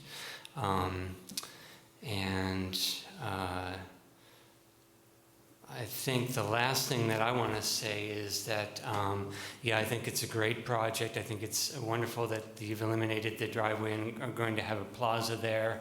I think this, we can move forward with the project as it is. Absolutely. Unfortunately, and it's not really your fault, the intersection of Monroe and San Pablo has gotten worse. There is now maybe from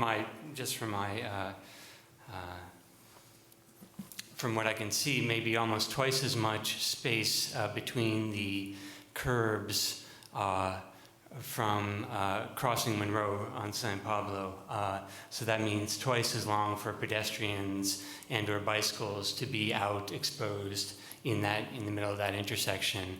And so the consequence of having to accommodate trucks there is that the radius of those curves is bigger, and pedestrians and bicycles are impacted, as I just said, and also design like that tends to allow cars, any vehicles, any motorized vehicles using that intersection to take those curves a lot faster, and it makes it less safe.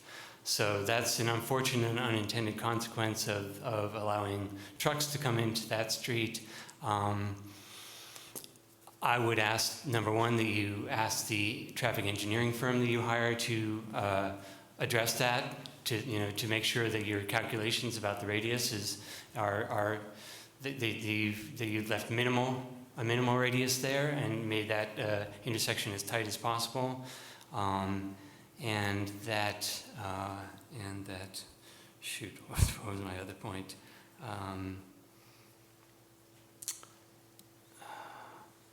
And I don't know, yeah, I guess they'll have to address, the consequences of that being a now somewhat degraded intersection. How do you bring that back to the safety level that we want to see, considering that there'll be pedestrians and bicycles and cars all vying for that space? So I'm sure there's ways of treating that to do that, but I'm going to be looking to make sure that the traffic engineering firm does address that issue.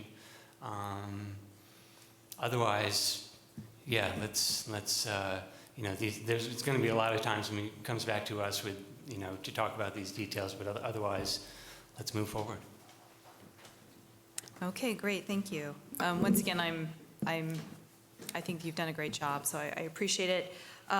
We've asked for the truck loading to be at the back of the building, and thank you for doing that. I think the consequence is that that might look like the back of the building from University Village, and so I would just ask, as you're developing your elevations, to treat that as any other elevation, so that people approaching from University Village see it as a attractive facade. And I also agree that 128 parking spaces, I mean, the goal is really for this to be a successful building, and we want all those to be filled. So I would be okay approving 128 parking spaces. Having said that, I don't know if there's a way of identifying which trees are transplantable. Is there a Arborist report. Can we do something like that, and maybe have say whatever trees that are small enough to be transplanted, maybe we can move them down to the lower patch. Sure. I can talk to our city arborist and walk the site with him. That would be great. And have him come back to give you a report on. At least we would know if there's any means to transfer any of the trees. But other than that, I think we should. I'm looking forward to seeing it, the next iteration. So thank you. Okay, so we kind of have a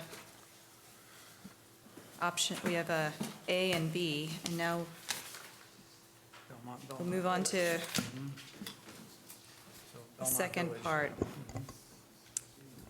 So I think the senior housing development team would probably like to make a presentation to you, and then you could take public comment on that part. Okay. Can I load this? Sure.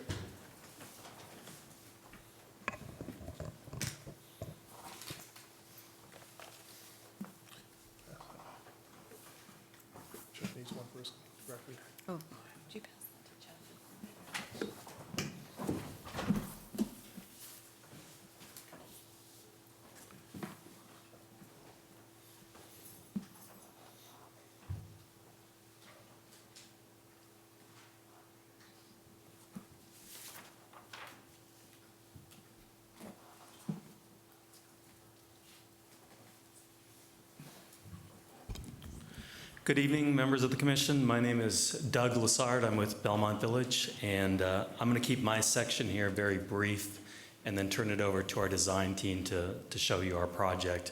I want to first introduce some fellow team members from Belmont Village. If you guys want to just raise your hand. Paul Chapman is in charge of our development. Margaret Scott is our chief investment officer. Tom Daly is heads up design and architecture for Belmont. And Brent Covey in the back here is the project manager assigned to this community. I'm going to cover just real quick here 2 items that came up when we were here in May.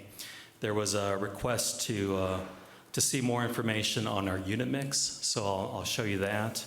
And then there was also some concerns about the drop-off area and the likelihood of cars backing up. So we actually did a study on that. We had our traffic engineers do a study on that, and I'll go over that as well. And then I will turn it over to HKIT to go over the design, and Tom Brudding, and is Paul here as well? And Paul. And we also have John Lehman from BKF to answer any civil engineer questions.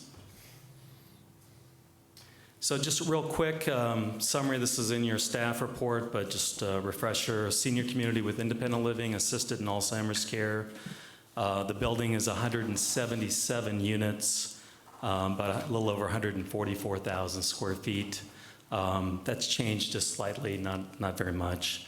It's a 3-story building along San Pablo, and the bulk of the building in the back is 4 stories. Maximum height of 35 feet along San Pablo and 52 feet, which is set back 55 feet from San Pablo, according to the PUD. And our garage now is 1 level. It's a podium garage with 106 spaces, 0.6 spaces per unit, as laid out in the PUD. The unit mix. Independent living will, as it's currently designed, we have 43 apartments. They are 1 and 2 bedroom floor plans. They have full kitchens and washers and dryers within the units. Our assisted living area, and this is all under 1 roof, and assisted living and independent share the same common areas. We have studio and 1 bedroom floor plans. Those units will have a kitchenette as opposed to a full kitchen, so there'll be cabinets with a sink, a full-size refrigerator, and a microwave. Access to laundry rooms in the common areas, and a wide range of assisted living services available to those residents. So even in assisted living, we'll have some residents who are more independent. They may just need medication management or a little bit of care, to residents who need a lot of hands-on care. And then we have special program for residents that have very early stages of memory loss. Our Alzheimer's area is a separate and secured area with 24 units. They're all studio-style apartments, mostly shared units, and they'll have their own dining room, activity space, and a common area terrace. The whole building is licensed so that we can provide care throughout the whole building, even in independent living, and our license is called a residential care facility for the elderly. The drop-off area, which we went over when we were here in May, is in front of the building on San Pablo. This is a rendering of it, but I think what you'll see here from the architects, it's changed a little bit. But it's covered entrance with a drop-off area, as well as our garage entrance. A front entrance and a presence on San Pablo is very important to us.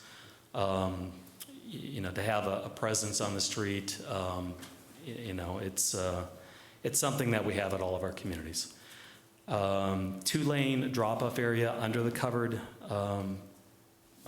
entrance, and there'll be 2 curb cuts with limited access. So the first curb cut, which gets you into the covered driveway as well as into the garage, will be a right in, right out. And the second curb cut, which is just the exit from the covered driveway area, is only a right out. Within the garage, and I'll show you a little bit of this on the next slide, but the garage door that you enter in off of San Pablo drives straight through the parking garage so that you can exit out the back on 10th Street. 10th Street is also an entrance as well. it'll be the primary entrance for our employees. And this is a little rendering showing this. So, you know, as you see from the blue arrow off of San Pablo, that's the right in, the red is your right out. And then towards the south, the arrow onto San Pablo is a right out only. So from the first entrance, you can go directly into the parking garage. You can also come out of the parking garage and exit on San Pablo. And then the drop-off area will be 2 lanes, one for through traffic, and the other one to have cars parked temporarily right at the front door.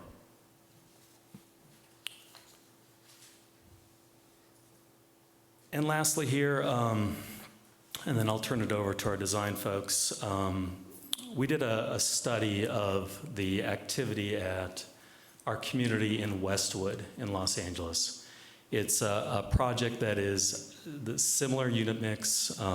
It's got 176 units. This one will have 177. It's full. It's been full for the last couple of years. And it has the same type of drop-off area. So we hired our traffic engineers, Lynn Scott, Law, and Greenspan, to spend the day at our community in Westwood and measure every single hour how many cars dropped somebody off at the front door and how many cars picked somebody up, and tell us what were the peak times. The peak time was between 1 and 2 p.m. There was 4 people dropped off and 5 people picked up. And that was the busiest time of the day. So a total of 9, activities. So they never saw that the drop-off area was experiencing any backup onto the street, and that street is Wilshire Boulevard in LA. But it's important for us to have it for our seniors that need to be close to the front door for drop-off purposes or after hours, but it's not used a whole lot. Most people come when they visit straight into the parking garage, and they use the internal elevators or doors to access the community. And also on the top, we updated our traffic report, which both of these reports are in your packet. So I won't spend any more time on that. So what day of the week was that, the study done? It was Thursday. Thursday instead of a weekend. Okay. Weekdays are actually busier than a weekend. Okay. So I will turn it over to our design folks, and if you have any more questions for me, I'll be happy to answer afterwards.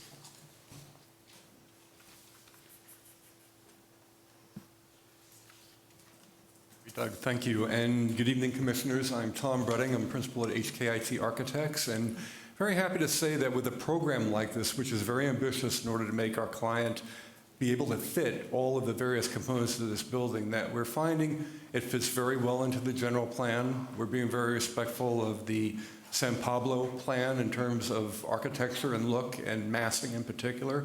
Very happy to say that being respectful of where it's located in terms of zoning and related community around it as well. I've been very pleased that we've had a lot of good working relationship with not only the Sprouts Group, but also working with Jeff and his crew in terms of even having weekly, at least weekly, if not even more, meetings and telephone conferences to work through the details. I will also say that this is going to be a highly sustainable building. We just did our checklist the other day. It looks very, very probable that we'll reach LEED Gold, which we're very happy about.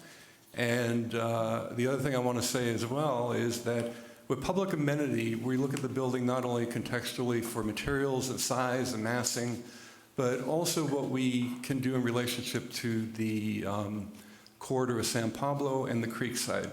The creek is going to be an important element for this building in terms of our public spaces facing onto it, as well as the fact for interaction of the public being able to look in and look out for the residents to have that back and forth interaction.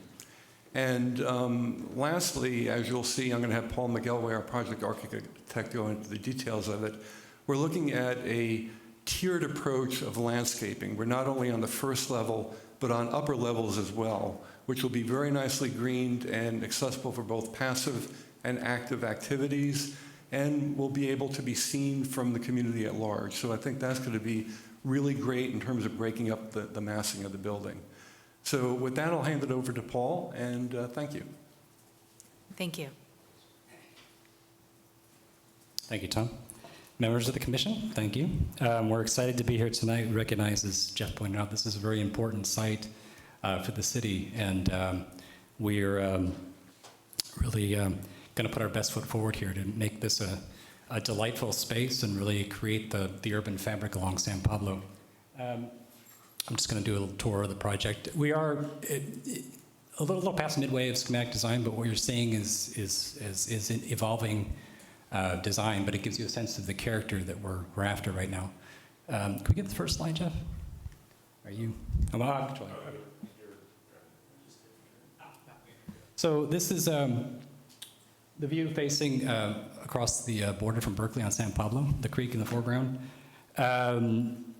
What you can see here is the drop-off, as Doug mentioned, the port cochere element. That's the prominent entry feature. The stepping of the building, I don't have my pointer, but you can see this wing coming out along San Pablo. It does have a step down from 4 stories to 3 stories. Again, that's in response to the height limit going 55 feet from the right-of-way along San Pablo. And articulation of the elements, we have a combination of stone, cement plaster, some wood trim, trellis elements, and metalwork as well. I'm going to pass around a color board. We have some colors and samples here you can look at while we're doing our tour here. As Tom pointed out, we do have terraces. We have the opportunity to provide terraces on the upper levels for the residents, where the building steps down along San Pablo. We have spaces here that are intended to be occupiable for the residents. Take advantage of the views from these spaces as well. You mean like porches and terraces? You mean outdoor spaces? Correct, terraces, yeah. This is a view facing south along San Pablo. You can see primarily in the foreground the facade along the parking structure. Our intent is to soften this facade through the massing of the building, some planting. We've talked about some kind of decorative screening elements for the grate openings. And as you can see, again, there's a terrace element, a major terrace along the second floor that's also intended for use by the residents. So there's lots of opportunities for the residents to congregate along these areas and really to step down the mass of the building and try to break out what's a fairly large building and create this streetscape along San Pablo. This elevation shows the elevation from the creek. As we mentioned, we're really interested in creating an interface with the creek, creating a facade that takes advantage of the southern orientation. The courtyard in the center as a space that will be where we'll have our main dining room, and we'll open up the lobby and the dining room onto this courtyard to take advantage of the creek as it matures over the years of the new landscaping. And again, the same treatment we tried to carry throughout the building, where we've taken the mass and created vertical and horizontal articulation with the material changes, variety of window sizes, responding to the orientation with trellises and sunshade elements, special cornices, a variety of roof lines as well to really create architectural interest along these sides. And lastly, the west elevation along 10th Street facing the ball fields. In the foreground, you see where the building is stepped back out of along the right-of-way of 10th Street. We've created an area for our back-of-house loading drop-off area. Again, the same treatment with the facade. We've tried to articulate this rather massive facade as a variety of elements collected together. You can see the back of the parking structure. In the background here, there's an entrance. As Doug mentioned, this is the drive-through the garage onto 10th Street. And again, the similar kind of articulation to soften that garage side with screens and massing as well. So that concludes our presentation. We'll be happy to take questions. Yeah. Talk about the north side. if you will. Weren't there some renderings on that? Do you have a picture of that? I thought there was. There's some elevations there. Yeah, I think I have them there. So on the north side, you have the retail along. Correct. That's not designed. We don't know what that's going to look like. And then you have your terraces that go way in, kind of deep into the building there. So yeah, that's the drawing I'm looking at. Explain to me what's what. What are the white surfaces there? What is actually at the north end of the building, and what is way down inside the terrace? Sure. So the white surfaces are where the building touches up against the retail property line. So it's a zero lot line condition. Our intent, we can't have windows because of fire code, but we can provide some articulation with joints and lines to try to break up those lines. So those are walls. So those are walls. And the spaces in between, this is that second floor terrace we saw off of San Pablo. Yeah. And in the center here is the courtyard that steps back in plan. So the windows are the court. So. In the courtyard side. And also at the ends of the corridors on each wing, we do have an opportunity because at the ends of the corridors, we'd like to open up with windows for light in the corridor. So there we've brought the wall in about 3 or 4 feet, which then would allow us to have fire-rated windows. So probably larger than what's shown currently in the elevation, but our intent is to open up the ends of these with these slots to allow light. There will be apartments behind those walls. Those will be. Correct. Those will be the side of the apartments. And you can't have windows in those apartments. Not up against the property line because of the fire code. Yeah. All right. Okay, thanks. I guess I had one other question. On the San Pablo frontage, on the sample just went by, there's sort of a grill work. Will you explain where that was and how? So that'll be semi-transparent between the pillars then? Yeah, the intent is we want to bring in natural ventilation for the garage, but obviously garage is. Oh, I see, that's where the garage is, yeah. Yeah, so the portion, so the entrance to the, okay, so this is the garage portion along here. So the intent is to soften that with some landscaping. We've got some space between the sidewalk and the building. Okay. And then in addition to that, where we have these openings, we want to bring in natural ventilation. We're considering some kind of laser cut metal, some kind of printed, more ornate decorative metal grill. Air would flow through it then? Correct. But it'd be secure? Yes. I get it. Okay. I've actually seen these. They're quite beautiful. They can be actually quite detailed and Great. depending on how they're installed. Yeah. So the only questions I have is actually we got a letter from the public from Mr. Fields with a number of questions that I'd love to have addressed, but I don't know if you've seen that, and I don't know if we should just proceed with Mr. Fields' public comment and having those addressed at that time. But I thought they were good, important questions, though. So, what do you prefer, Ed? We can. Why don't we open the floor to open up the public and Ed can come up? I don't believe Commissioner Moss has spoken yet. But let me just to give you a heads up, they have to do with the Cornices Creek side and the path and the open space designated there along the creek, as well as the fact that he points out that there seems to be 2 different sets of plans. Plans presented to Traffic and Safety Commission might be different than those presented here. Those are the sorts of things he's asking, but maybe we ought to let him speak to those. And Commissioner Moss? Thank you. The questions, you made some comments, and you've got your assumed property line between the retail and your building. And your construction's A2, A1? What is it? 1A, okay. I'd have to go back. I mean, you've probably looked at the code. I haven't looked at the code because there are a lot of times that you're allowed openings in walls over situations like that. I like the design. I like it a lot, except for your one elevation, which is just too plain. Shouldn't we, what I wanted to do, I was thinking, I was going to ask questions I'm asking a things I question. didn't know. Would you let me phrase it in the form of a question? Thank you. It doesn't sound like a question yet, but go ahead. It's coming.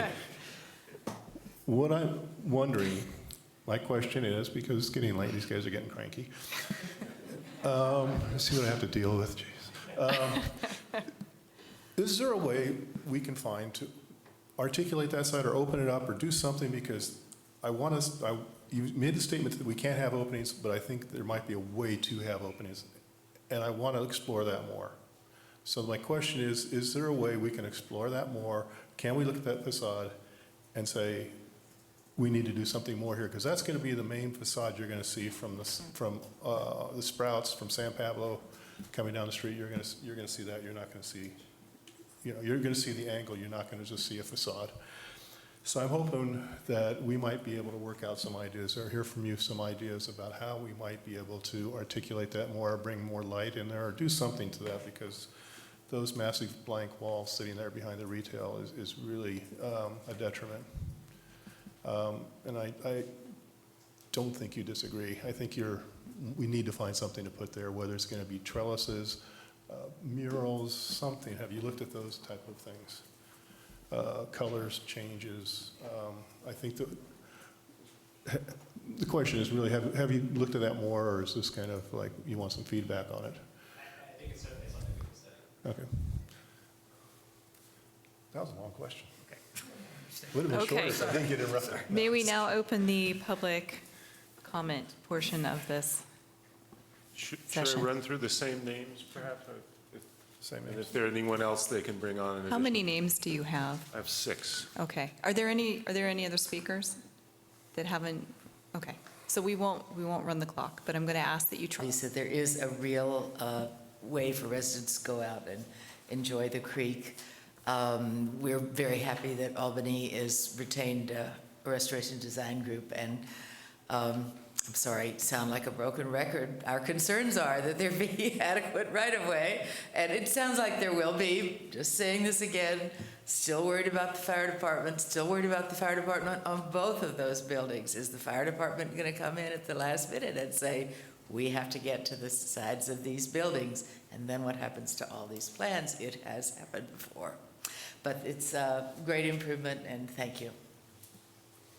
Thank you.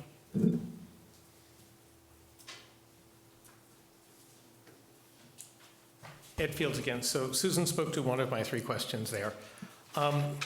What I think is needed as this project progresses is specifics. And just going back to the Sprouts project for 1 second, there was a tree study done as part of the EIR, and it made recommendations. And so, I don't know, I guess they're gone, but you should be asking them to show how they are following those recommendations or not. And, you've got a plan where the building and the parking is going to be, which trees are not going to be there, which trees are still going to be there, if any. Okay? The same thing applies to this project.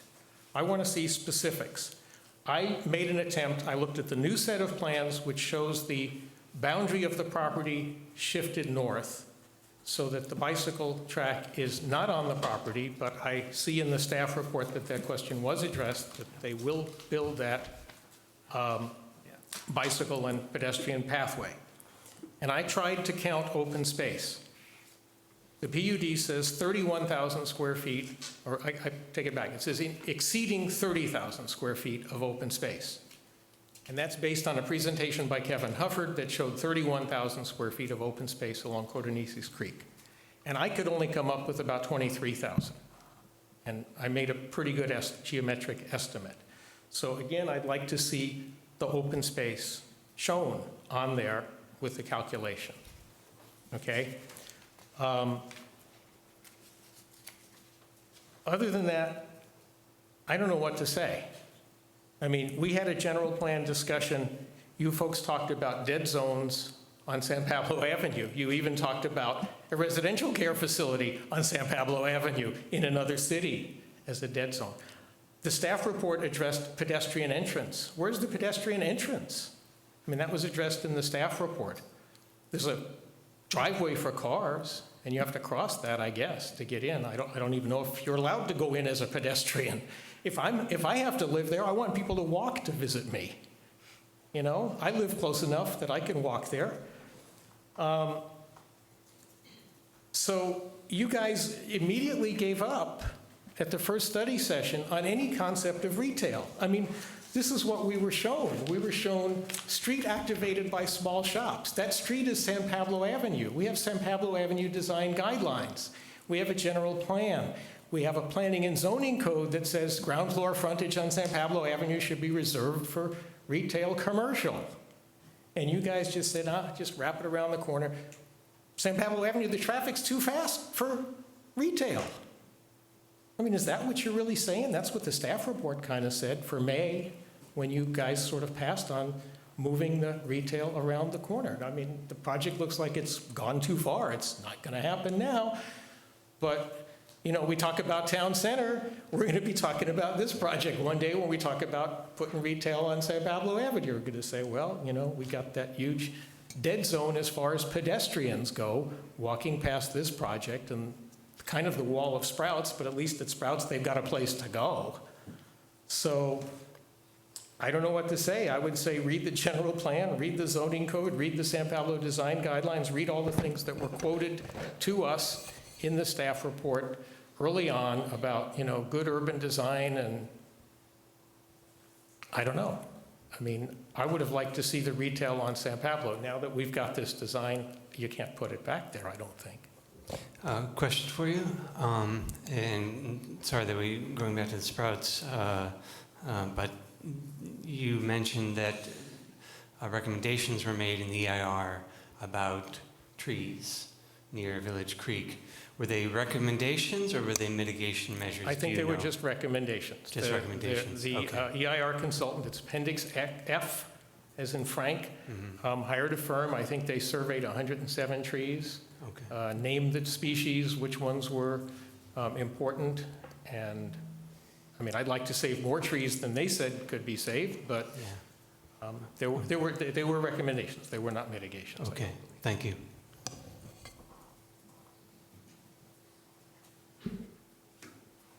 Who's the next speaker? David Sanger, Amy, David's going to pass. Amy Smolens? Yeah. And I don't see Brian Parsley. David Sanger says that he likes it, for the record. Hi, still Amy Smolens, Albany Strolls Manolas, resident of Canes Avenue. Again, thanks to you guys for adding that mixed-use path on 10th Street connecting to Codornices Creek. That's great. A question about the bus stop south of Monroe, southbound San Pablo. I don't know if you can call that up, but there's Right there. Oh, there you go, right there. Okay, well, yeah, it shows the bus shelter west of the sidewalk and the cycle track. So when the bus comes, people have to walk quickly across a two-way cycle track and sidewalk to board the bus. And one thing that we had, Albany Strolls Manolas had mentioned as a possibility was to curve the cycle track and the sidewalk west around the bus shelter at that point, so essentially curve it behind it. So that way, the people on the bus shelter don't have to walk across, and that seems like that would be perhaps a better So design. how is it, I'm sorry, can I ask you a question? How is it different from them walking, because they have to cross either way. They have to cross to Right. get to the bus stop, or they have to cross to get to the bus. They're not crossing when the bus gets there, which is when a bus gets there, everyone's running off and running on. That's sort of what people do, and they run for buses and they run for trains and they run to board buses. You're getting there you're getting to the bus shelter one at a time. You're leaving in a clump and leaving the bus in a clump the second the bus arrives The path goes, So- she's suggesting the path go behind the shelter. Right, The right. bike should So I'm go saying around. that way you're going one at a time when you get, yeah, I mean, it would just seem like that. I mean, there might be other ways, but it seems like this probably might be Okay. a better way, yeah. I read the staff report and the ideas of bike parking for the senior housing staff and for residents and visitors, and the idea of a bike share for, just some bikes to share for residents and visitors. That seems like a great idea. I mean, if my parents finally got sick of living back east and wanted to move out here, they'd want to have bikes to use to go around town and go to the waterfront and do whatever they want to do. And if my brother came and visited, he and his family would want to borrow bikes to get around with them. And so I think those are great ideas, and it would make it a much nicer place to live, somewhere where everyone enjoys the outdoors. And yeah, that could be me in 30 years or whatever. So on the whole, the plans look great in general, between the Sprouts and Apadon and UC and these guys, everything looks good. So thank you. Thank you. So Todd is the last one of the people who've spoke before that I have a speaker card for. Again, Todd Abbott, Albany resident, business owner, and vice president of the Chamber of Commerce. I don't have a lot to say. I'm just very excited to see it get to this point finally. It's been a long time coming. It's nice to see some of the details fleshed in. Thanks. Thank you. Any other speakers? We'll bring it back to the commission. I started with Nick before. How about I swing in the other direction I here? think I can start here. Let's see. Yeah, I like the project. I like the design. I think the architecture is good. I don't have a problem with the entrance off San Pablo going into the garage and with the drop-off area. I was going to say that I was a little bit worried about the narrow radius of the curbs there, but given the traffic projections and the number of people that will be probably using that in the peak hour, I don't think it's a big concern, and I think it's fine to have it as a very tight turn. And especially now, since we've compromised with the intersection of Monroe and made that a wider radius turn, I think your design at the entrance is okay, it's fine. I do have concerns about the north side. I think Phil articulated those very well, and I agree with him, and that's why I wanted to try to ask the question of getting an understanding of what was there. I do think that is a design problem and a design issue that we really need to address. That north side will have to look pretty good. And it's going to be hard since we don't know what the retail below will look, and ultimately that'll be the dominant thing. But your area above that should present a nice backdrop, I think. And I'm real glad that the creek end of the project, it looks good to me. I agree with staff's comments earlier about that we need to look at a little bigger picture here, and that's the other side of 10th Street and the back of the project, and how we're going to integrate this land use with the remainder of the UC Village property there immediately to the west, particularly the ball fields. And I think that's a good thing for us to look at in the future. There are a lot of design details to work out. I think, the location of the bus stops, probably AC Transit will be involved in that, and this will have to be coordinated with them, and they may have a say in where that goes. I think Susan's comments about concerns about fire access around the building are legitimate, and that we could have a last-minute check that could change the design in a way that we don't want. So let's try to get that done as early as possible. I think I like the materials that you're using. I think I like the color of the building. And finally, I hear Ed's comments about us making, these are hard planning issues. Do we really want to have a huge care facility along San Pablo, facing on San Pablo, when our design guidelines and our other policies had kind of called for retail before? I've always looked at the UC Village site as being somewhat different than the rest of Albany, and I guess it is in a way. But anyway, I think it's a point well taken, and I don't think I'm very uncomfortable the way we're going. I think that this will be a good presence on San Pablo, and I'm not sure that even there is a lot of pedestrian traffic along San Pablo, on that side of San Pablo, that's going to be interrupted by this blank space. But I agree with that. It will be a large, long space with no retail whatsoever.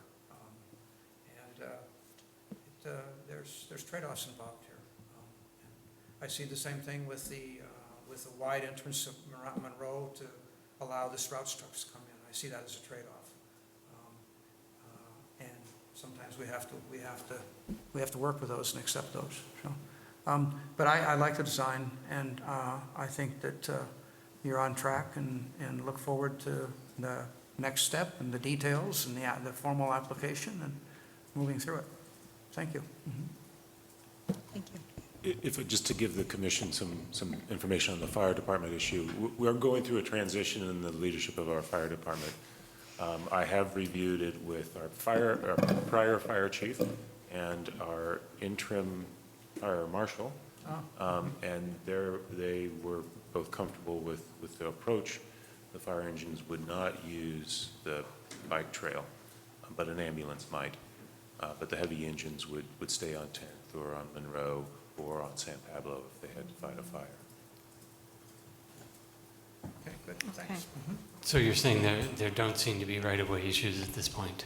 That's correct. Okay. And we'll have a new fire chief in a couple of weeks, and the first chance I have to meet him, we'll sit down and go through these plans to make sure there isn't something there. Please, thanks, yeah. You stole half my thunder. I was going to say, they only need to access 3 sides of the building. So there are many buildings that they can't access at least one side. And fire marshals tend to work around that. And these buildings will be fire sprinklered, so I'm not, I mean, a major fire I'd be concerned about. But here's the thing. I was never really happy with that turnout from San Pablo. It's nicely designed. You guys have more experience than I do about running these things, but the ones that I've been to, 2 parking spots for drop-off were never enough. Somebody drops somebody off and goes in, and they're there for half an hour. This is, my only experience with my family, 3 of my family members being in a situation where they were in a center like this. But again, then, if your study shows that 2 is enough and that the overflow can be done in the garage, you only have to hope that people will not always try to pull through the porte cochere, and they'll pull in the garage if it's busy. I agree with, I know the situation with having no commercial on San Pablo, but I think having the porte cochere actually softens that a little bit, where there is something there going on. There's a lobby. The blank wall is not as long as it's a couple hundred, it's 10, 20, I don't know, 80 feet long, which is a long spot. But then they've got this nice turnout with a nice lobby. So that doesn't, the turnout bothers me, but I'm not going to fight it anymore. I'm too tired. Because I just think people turning in and out of that space is going to be a nightmare. But frankly, you don't have too many choices the way that this is designed. I like the access from the courtyard along the creek that allow people to walk down to the ball fields, walk further down. There's soccer fields further down, so that's a nice point. I think that has to be done really well. I noticed that there's some existing trees on the survey that are very close to being able to be saved through some movement of some of the curbs a little bit this way, a little bit that way. There's a 24-inch spruce in the back that could be saved, and there's some other trees. What I'd have to do is get the arborist out there to see if it's worth saving. But again, I think that at this point we need to address it and say, what trees could we save? What trees? There are a number of trees on the site that obviously cannot be saved because they're in the middle of the project. So let's get to the chase. There's 2 things I'm concerned about. deeply concerned about. Your bike parking way far away from everything, underneath in the garage, I think that that's too far for people, are not going to use that. That's going to become storage. Did you say bike parking? Right down here. Okay. Okay, the one that's furthest away, near the commercial, off lower, the northwest corner of the project, the parking lot.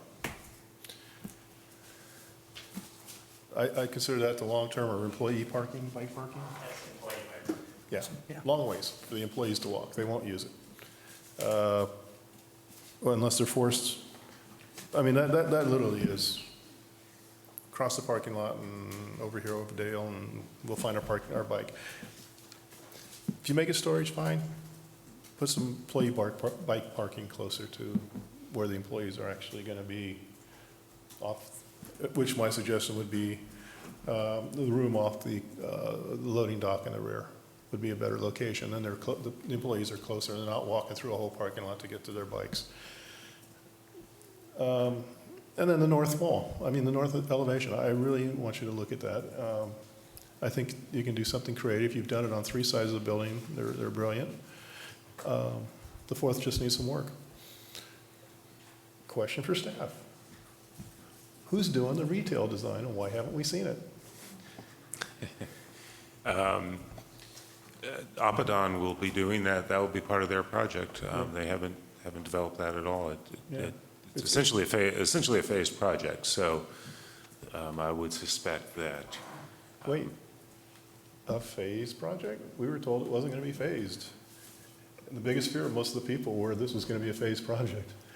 I'm not picking on you, but I'm just saying that was a concern that this be piecemealed and not as a cohesive project. Phil, I'm sorry, I missed, what's missing? The whole retail on Monroe. Oh, yeah. What's that going to look like? Who's doing it? I agree, yeah, it's a mystery right now. Yeah. It's a mystery, and I think it's a big part of linking these two projects. And I would hope UC would get somebody and get some designs done. At least give us an idea of what it's going to be. Because I think it's really bridging these two projects, and it's a big blank, and I don't want to wait 5 years for them to do the retail. So, I mean, let's get them to commit to something. Okay, I'm digressing. That's the wrong story, wrong project. Anyway, let's work on that. So. Well, I think it's up to them, but. But they're not. Yeah. Belmont's not doing. At least tell us what their intentions are. Yeah, Belmont's not doing the retail. I agree. So, like the courtyards, love the breaking up the masses, north side, you got a project. Okay. Agree about the north side, but I have confidence that we'll deal with that somehow. If anything else, I mean, if nothing else, maybe just faux painted windows, something, but anything but a big blank wall, even if it's broken up by some lines. Stop him now. Okay, I take it back. I didn't mean. But no, I don't take it back. Anything is better than the blank wall. Does UC have a new logo? Okay, we've addressed the right of way. Pedestrian entrance, could you speak to that? Is there a way for pedestrians to walk up to the building? Yeah. There's the front door is right under the porch. Yeah. It's a big front door. Yeah. There's a sidewalk that comes right from there. Or right Okay, there's a sidewalk, okay. Yeah. Yeah, there we go, yeah. The paving at the drop-off will be a special paving, like a cobble type of pattern paving, so that'll be. No, I see the curved sidewalk now. I was missing that before. And it looks like a lobby inside, so that'll be your main public space, right? Yeah. Mm-hmm. Okay. I do like the idea of, it looks like you do have some space, some landscape space on the San Pablo side in front of the garage. And that would allow you to curve the path. Yes, exactly. Would allow you to curve the path behind the bus shelter. Again, that's something you're probably gonna have to work out with AC Transit, but I do think that's an opportunity there. You do have some space you could use. And I would like to address the dead zone issue. Yeah, I do think it is a compromise. And when we were talking earlier about the general plan, that this project came to mind. I think that we do have the creek path on one side. We do have a great deal of activity with the retail on the other side of this project. We're kind of guaranteed that there's something happening on both sides of the project, and there's a large entryway there. I'm not as concerned with the dead space. It's certainly not as with having a project like this here. I think it's the best we could have in terms of presenting a good face to the street, even if it's not retail and it's not really that active. And finally, about bike parking, I wouldn't say necessarily that the people won't park, that it's too far away for people to use, but it is a bad location. You want to have bicycle parking very close to the entrance for, if nothing else, the safety, so people feel safe using it, and they're not, they don't have to walk through a long a big parking garage at night, and also for theft. The closer it is to the entrance and to activity, the less likely it is someone's going to come in when no one's looking and cut some chains, cut some bike locks. So that needs to be removed, and it does say staff and resident parking there. So I'm glad you're thinking about providing parking for both staff and the residents, and I think that's appropriate. I absolutely do want to see parking for the residents, and you do have some bike parking out in front as well for visitors. So that's good. And otherwise, I think that's it. For direction. I think you've done a nice job with the design. Aside from the things mentioned, the outdoor spaces, the terraces are a very nice touch. Yeah, I think there's only, you're not going to have to make big changes here. So nicely done. Great, thank you. I also agree. I think this looks great. I think we're ready to see the next iteration or the next level of drawings. I would say that in my experience, trellises, or if you look around the various cities, oftentimes as they get value engineered, they start removing elements of the trellis and they're no longer functioning as a trellis. They're just cosmetic. And so I would ask that you actually make them orient the appropriate way to block the sun, and that the slats actually work so that they're spaced appropriately to provide some, they're actually functioning as trellises. That may be your intent, but I just think it should be said that we don't want those to start to become kind of wimpy over time. I'm not sure about the bus stop and the bike path. It may be that moving the bus shelter towards the street might create a visual hazard in pulling in and out of the driveway.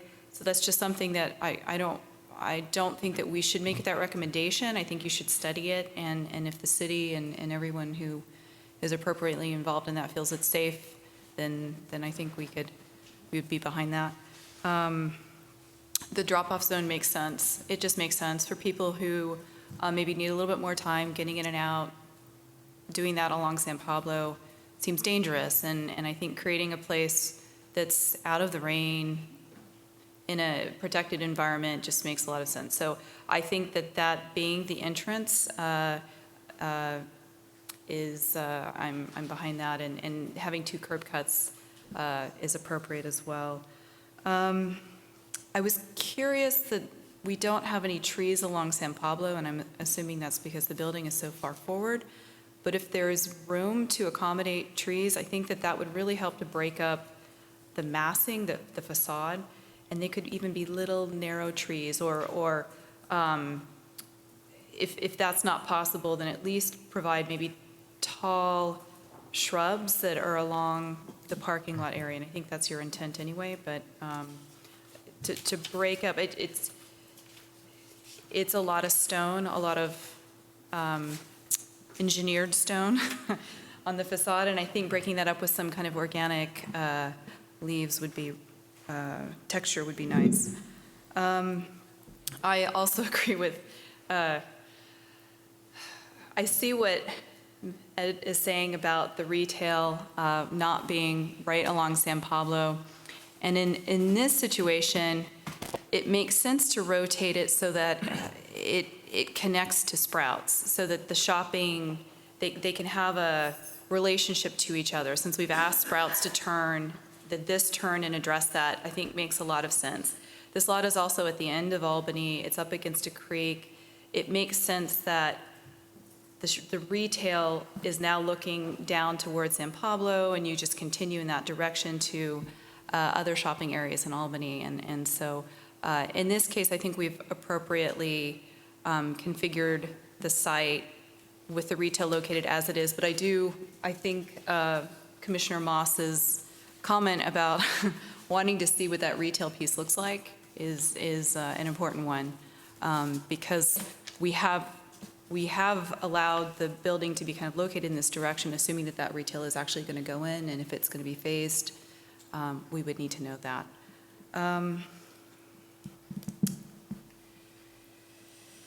I think it would be important to show how the open space is calculated, and maybe on a future site plan, which trees are being removed to allow for the footprint of the building. But other than that, it looks great. The materials are kind of well-chosen, sophisticated. So I think we're excited to see you guys back.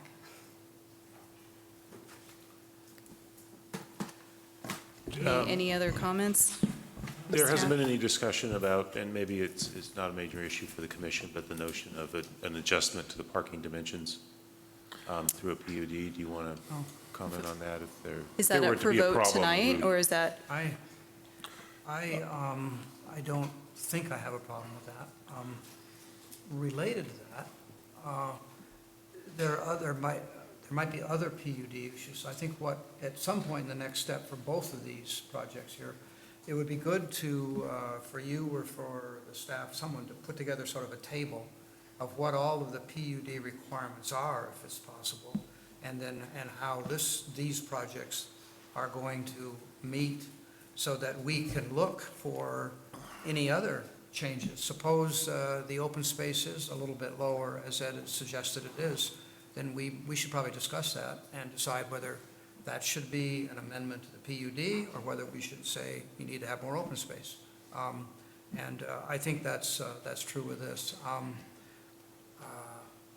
I know a lot of people will argue about the size of parking spaces, and in a senior citizen home, I would say probably you'd want to have bigger spaces, but I understand their desire not to have to dig out and underground and make a more complicated entrance of having to go up and down. No, I'm probably okay with it. It's probably fine to reduce this parking space size and get the parking on one level, if that's the trade-off. We're talking about length, though, not width. We're talking about Space from 20 to 18. I believe that's correct. And Paul, you want to confirm that? It's the width, the 8.5 standard width for the standard space, but our code calls for a 20-foot aisle? No, a 20-foot deep space. Deep. Right. And so they're asking for 18. The standard design vehicle, I think, is 16 or 17 feet. Yeah. Okay. So Okay. with the exception of a really large Yeah. van or something, No. it won't be an issue. Okay. And as you know, for residential projects, you approve 18-foot spaces all the time. So we're talking about a standard width that would be allow Standard someone width. who is Oh, a I senior see. to get Yeah, in and right. out. So It's for just turning in and out, okay, okay. You just said something that I didn't think about. First of all, 25-foot works for an aisle, 26 is better. 18, probably 95% of the jurisdictions I work in, 18's. I think they're talking about the actual parking space. 18 for depths. 18 depth works. But you guys are probably going to have, maybe I should ask a question. Are you going to have any type of vans available to move people around? I think at that point, they need to provide some dedicated van parking for that. Yep. It's going to be wider. I agree. And not just the handicap ADA stalls, but it has to be dedicated van parking. Because, you're going to pull that van in and out, a couple times a day, whatever. It should be dedicated and larger. The van is a consideration in the poor car share. Right, but not to be share. used, Yeah. not to be parked at the ADA parking, which is going to be important for some of the people that are living there. So please look at that. I hope you don't have to accommodate the Albany senior van. It's pretty large. There are large vans, and they do. It'll go in the port cochere. Port cochere, but in your case, you can always use 10th Street, but they're just going to have to get everybody from the front of the building to 10th Street. But it's just something to work out. I mean, it's just something to work out. May I make a statement about the bus stop? I think that curving the bus stop lane around is a bad idea, because I think if the bus is there, it's going to put the bike riders on alert that people may be crossing. If the bus is not there and you're curving around at people, you may be distracted. People are going to be crossing at different times, If the bus is there, slow down. It's just like it's no different than a school bus. If the bus kicks on its flashers, slow down as you pass it. So I would think having the way you have it now works best. And if you look at Market Street in San Francisco, where they have the median with a little ramp so that people don't have to climb the stairs, that's also a nice little touch for seniors that are trying to use the bus. Rather than having to wait for the bus to lower, they could just walk up a small little ramp and into the bus. So it just refinement details. I mean, let's just get the big picture, but I would think that would work nicely as a bus stop where they cross up a little ramp and they're in the bus. I have one more little thing. Oh, I'm sorry. It's fine. I have one more little thing. This will go to the Arts Committee, and Jeff, I think with the creek path now coming here, and I'm remembering that the Arts Master Plan kind of calls for a gateway sort of treatment. This is the entrance to Albany, that's the borderline. And when the Arts Committee was here before, we were talking about a variety of things, including some on the Sprouts side. But I would hope that you could convey to the Arts Committee that the idea of a gateway artistic statement still merits consideration, I think. And I think with the Cordnesis Creek Path now cutting off the sidewalk and the bike path ending there, that's kind of becomes an important node and could be a location for some nice art. Okay. Any further comment? So we will close this item. Got a minute and a half? We have a minute and a half. I see there are no announcements. Is that still accurate? No meetings in August for city commissions and city council, so our next meeting is September something. September 11th. That's correct. I know I'll miss that meeting, and there's a possibility that I'll have to make another appearance on the night of the next meeting after that. So I might miss the next two meetings. Okay. Keep us posted on that, because we'll be probably bringing some of this back to you in one of those two meetings at least. We also have St. Mary's. I know I'll be out of town on September 11th. September 11th, and I may have that conflict on September 24, whatever it is. September 25th. Yeah. As long as the three of us don't, then we're okay. Yep. Make sure the three of us are in good health and here. We'll communicate with you by email, and you do a great job. if there's a problem, we'll sort it out. Okay. Well, with that, the meeting is adjourned. Thank you, everyone, for, look at this. We have 15 seconds until 11 o'clock. We made it.